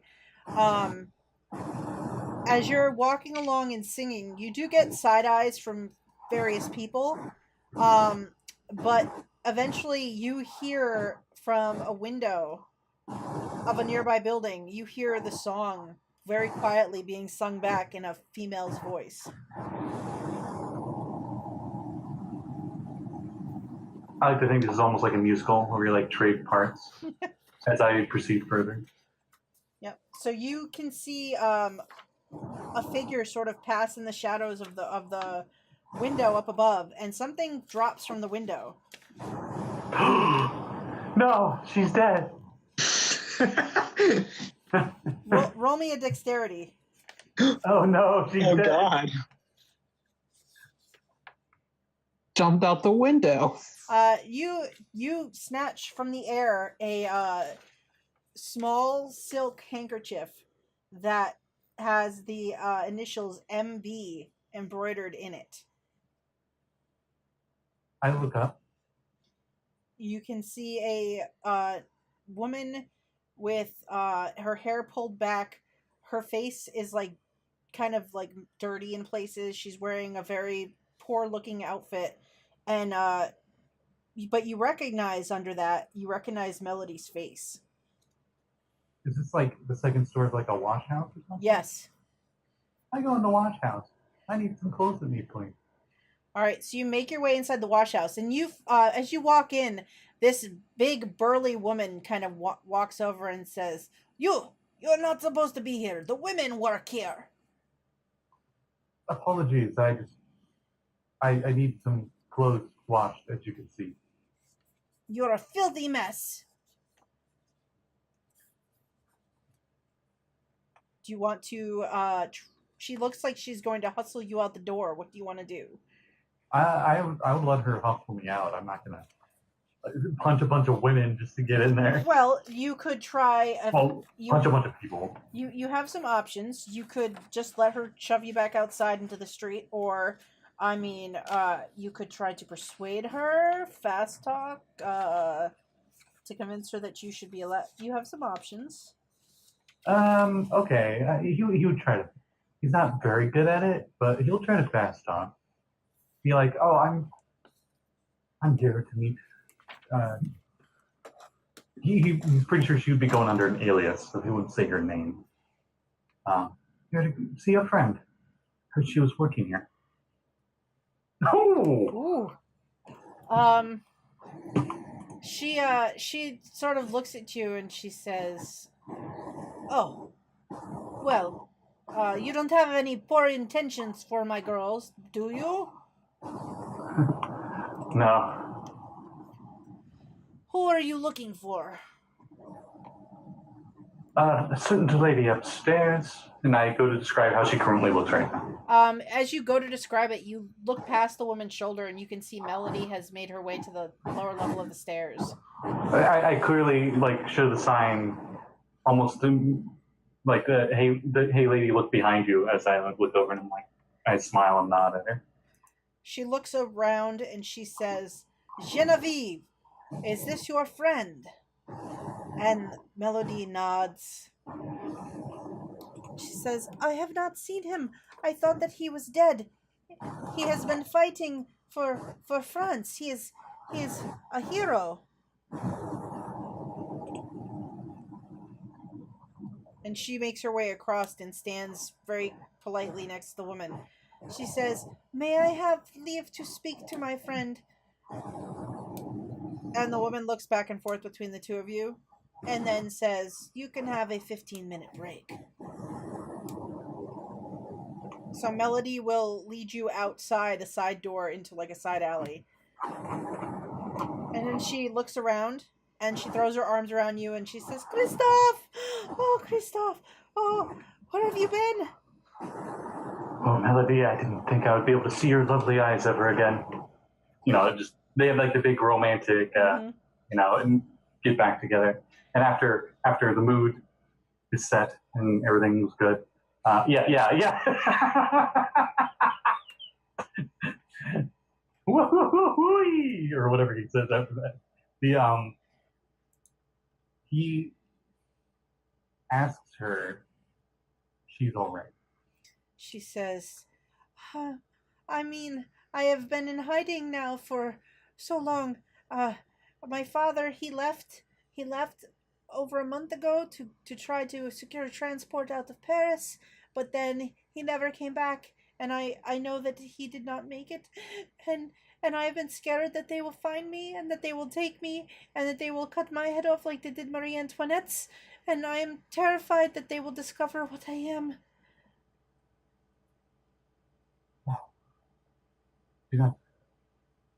It's all right. It's all right. If he's trying to hush her, we're in a back alley, but I mean, who knows who could be with. It says, could possibly get you out of the city.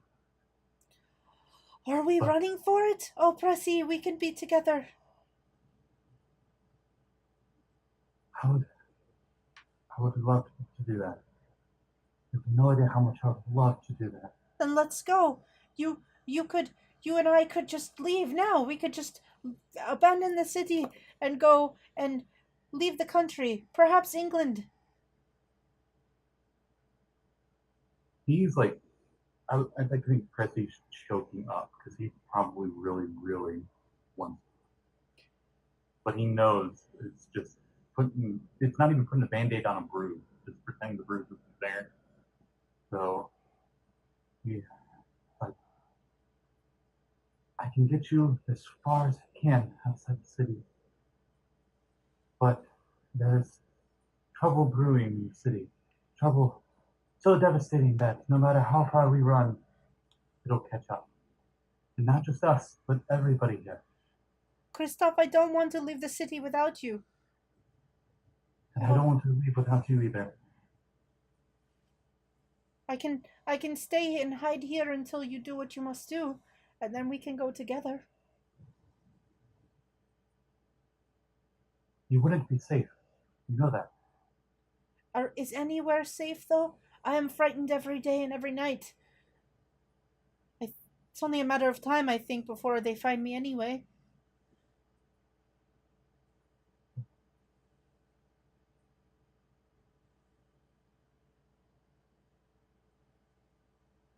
Then we'll wait and be together. Please be safe. I do not want to hear that you are gone, like my father. I know he was hard on you, but I think that he would have come to accept you. I think that he would have come to accept us. I think I would have gave him a shot. She throws her arms around you again and gives you a kiss. And she says, "Please, don't be gone long." I don't need to leave just yet. If possible, I don't want us getting into details, but maybe you can have like one last night with her or something, or a day, like a date or something. I don't know. So, well, she's supposed to go back in 15 minutes. Oh, yeah. I can do a quickie. That's more than enough time. I don't know, Pressi, that's pretty short. If you suggest, she says, perhaps you can convince Madame Thibault to let me take the afternoon off, and then we could say that it's because we have not seen each other in so long. Pressi agrees with this, and he goes off. So I will have you make me a luck roll. But you can roll with an advantage die because she will come with you to help you try to convince Madame Thibault that that you need some time to spend together, as you have just found each other after so long. Watch me fumble this. Wow. I spend it. Okay. So yep. That's 4, right? I need to spend 4? Yes. Okay. So you it takes you quite a while to convince her. Madame Thibault argues back and forth with you, but eventually you and Melody convince her that you are long lost childhood friends who are more like brother and sister, that you were raised together, and she thought that you died fighting for France. And you actually kind of you hit on Madame Thibault's that she is completely behind the citizens rising up, and you actually she mutters as she says okay, something about she marched in the women's march that forced the king back to Paris all those years ago, and so she's definitely a revolutionary at heart. So you draw on the heartstrings of her. It takes a lot of convincing, but eventually you and Melody are given pass to spend the afternoon together in the city. Meanwhile, Babon and Cesar, you make your way through the city streets back to this abandoned home, and through the back window where the sergeant and Dupois are still waiting. And Cesar takes one look at Dupois and says, "Oh, what the hell? Papa, what have you been into? Work? Monsieur Dupois, is that you? We You look horrible. I mean, That's just how he normally looks. Nah, that's fair. it's as good to see you, but you look terrible, sir. I took a few bullets. Yes, you did. Let me look at your wounds, my friend." Mm. And he is going to attempt to see if he can do anything about this for you. And I hope so. He better. I spent all that money sending him to college. Yeah, Jesus. You're that nagging parent. So he has advantage because he is trained. Okay, good. Oh God. Oh my God. That's it's okay. He's very well trained in medicine. He is actually a doctor. He's not just one of these citizen doctors who can do medicine no matter what. So he's not very gentle. Let's put it like he doesn't have like the bedside manner. He just Good thing I have more drink. Yeah, he looks around and hands you your flask as he does this, and then let's see. He says you should probably rest. Oh, you get 1 hit point back. Excellent. I'm sorry, my son is useless. He says you. Why did you send him to college? You need to convalesce, Monsieur Dupois. You have taken a very serious injury, and you're lucky to even be alive, my friend. I have work to do. Don't have time to rest. I do hope that you are careful then, because Yeah, really. you're in very real danger, sir. Papa, can I do anything else for your friends? I have a little boo-boo on my elbow, but I fell. Oh, let me look at your boo-boo, Papa.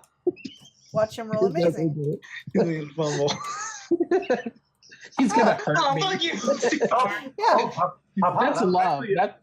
That's fatherly love. Oh, that bruise, it's actually cancer. I just cured you. So Babon, if you lost any hit points, you get 2 back. I did. I lost 1 hit point. So with tender loving care, Cesar patches up his papa. He just gives him a little kiss. Heals. Yep. And then he sees Bonaparte, and he's like, "Oh, the puppy! Oh, you've grown so much! Yeah, Bonaparte, come here. I think I have something for you here." And he gives him like a piece of like meat from his he's carrying with him. It's like, "Here you go, puppy." So I think that we're in a good spot. I think that you guys. So Babon and Dupois, you are holed up in this house with the sergeant. And Secret police is Cesar. probably going to show up. Probably. Yes, Babon can tell Dupois that it appears that someone has already been looking for him this morning. So it seems that perhaps Regault has wasted no time in making sure that there are not loose ends. Both of you, before we end this, why don't you both make me idea rolls? Sure. Let's go for it. So, Dupois, somewhere in the back of your head as you're thinking about this, you thought earlier about concern for, like, not, you don't have anyone besides Bonaparte, but you knew, like, your friends, your comrades in arms, they have loved ones that could be in danger. At this moment, you think of Beaumains and Hugel, that they're somewhere out there, and you know that when Regault recognized you all, it seemed like it sort of jogged his memory of maybe needing to sweep up and get rid of each of you, and you think perhaps your other friends may not be too safe depending on where they ended up. Right. So, and meanwhile, as you're spending your day in this house and waiting, Pressy, you're wandering the city, spending the day. Is that what the kids are calling it now? Wandering the city? They're going to the concert of the late great Marvell and Gaye. I'm picturing a literal just parody ripoff of Lady and the Tramp, and we're just in the back alley, and like just knows the one place where they got spaghetti. They got like those little crate. Pressy knows all the good backdoor pasta shops and things like that. Yeah, in Paris, baguettes in Paris of all places. Yep. But so as the day proceeds, those of you holed up in the safe house, Pressy does not return for quite a long time, and you're not sure what may have happened to him. He's dead. Big idiot. So I think we will call it there for tonight, as you all have escaped the catacombs, but who knows what dangers lie ahead for you. Great. Especially Dupois, who only two? skirted death by literally like a hit point because he was in big trouble. So actually, I did my math wrong before. You would have 3 because when you went down the hole, you would have had 1 left. Because the dirt and the debris slowed the bullet enough. The old flintlock slowed it just enough to not kill you. Yeah. Wonderful. And so you have 3 hit points, and we will pick this up next time. Who knows what will happen? Can they stop the end of the world? Probably not, but hard pass. All right, so yes, we will be back in 2 weeks at 7 p.m. on, what's that date? Let's find out. 2 weeks from tonight. It's going to be, it's September already. 11th? I know, right? The 11th. Yes, so the 11th. My birthday. Ooh. Hey, happy birthday. You're on a date in Paris. Hopefully you survive it. He gets advantage all night. Pressy explodes and has like the most horrible death possible. You'd still be like worth it. It's very possible. So yeah, we'll be back on the 11th at 7 p.m. for more. Hopefully no internet issues no Cthulhu monsters in the internet will trouble us. Thanks to Katie for the help to the guys. You may or may not have saved their lives. We'll find out. And why don't we do some plugs? Why don't we start with Dylan? Hey, yeah. So you can find me at KKRP2 on Twitter. I do all sorts of D&D stuff. On Thursday on the Greyhawk channel at 1 p.m. Eastern Time, I'm going to be in Secrets of Castle Greyhawk, Iron Dabbers. We're on level 3, dealing with Obmi the Evil Dwarf and his hobgoblin Nazis who live in Castle Goblinstein. So that's fun. Nice. Friday on Scott's Retroverse game, I'm going to be guesting. Oh my gosh. You can say what your character is, just not like any more than that, probably, if you want. No, I'm gonna leave it a secret. Okay. I'm gonna leave it a secret. And Saturday at 3 p.m. Eastern Time on Power Score RPG, we're gonna be doing our last Spell Squad session. Me, Jeanette, Katie, Scott. Super fun. We shall see how that ends up. And then Sunday on Power Score RPG at 6:30 p.m. I think it's 6:30 p.m. Yes. Eastern Time. I'm going to be guesting on Dungeon Academy, and in that, I'm going to be playing a character you might have seen here on Jeanette's channel before when we played Rats of Waterdeep. I'm going to be playing my Tiefling Mystic Kuryami. Woo-hoo. Yeah. Connecting all the worlds. Heck yeah. That means my world exists in Parascore's world. Mm-hmm. All right. So anything else? That's it for me. All right. How about Scott?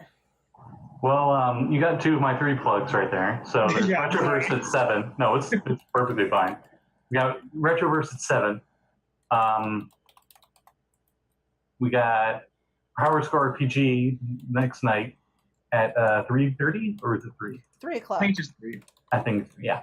And then at 7 o'clock on Saturday, I have my Track to See. Actually, no, I do not. Oh. We're going every other week now. I split up 2 weeks so people can actually do things on Saturday nights. Yeah. Fair enough. So I guess all my plugs have been said. Nice. How about Jamey?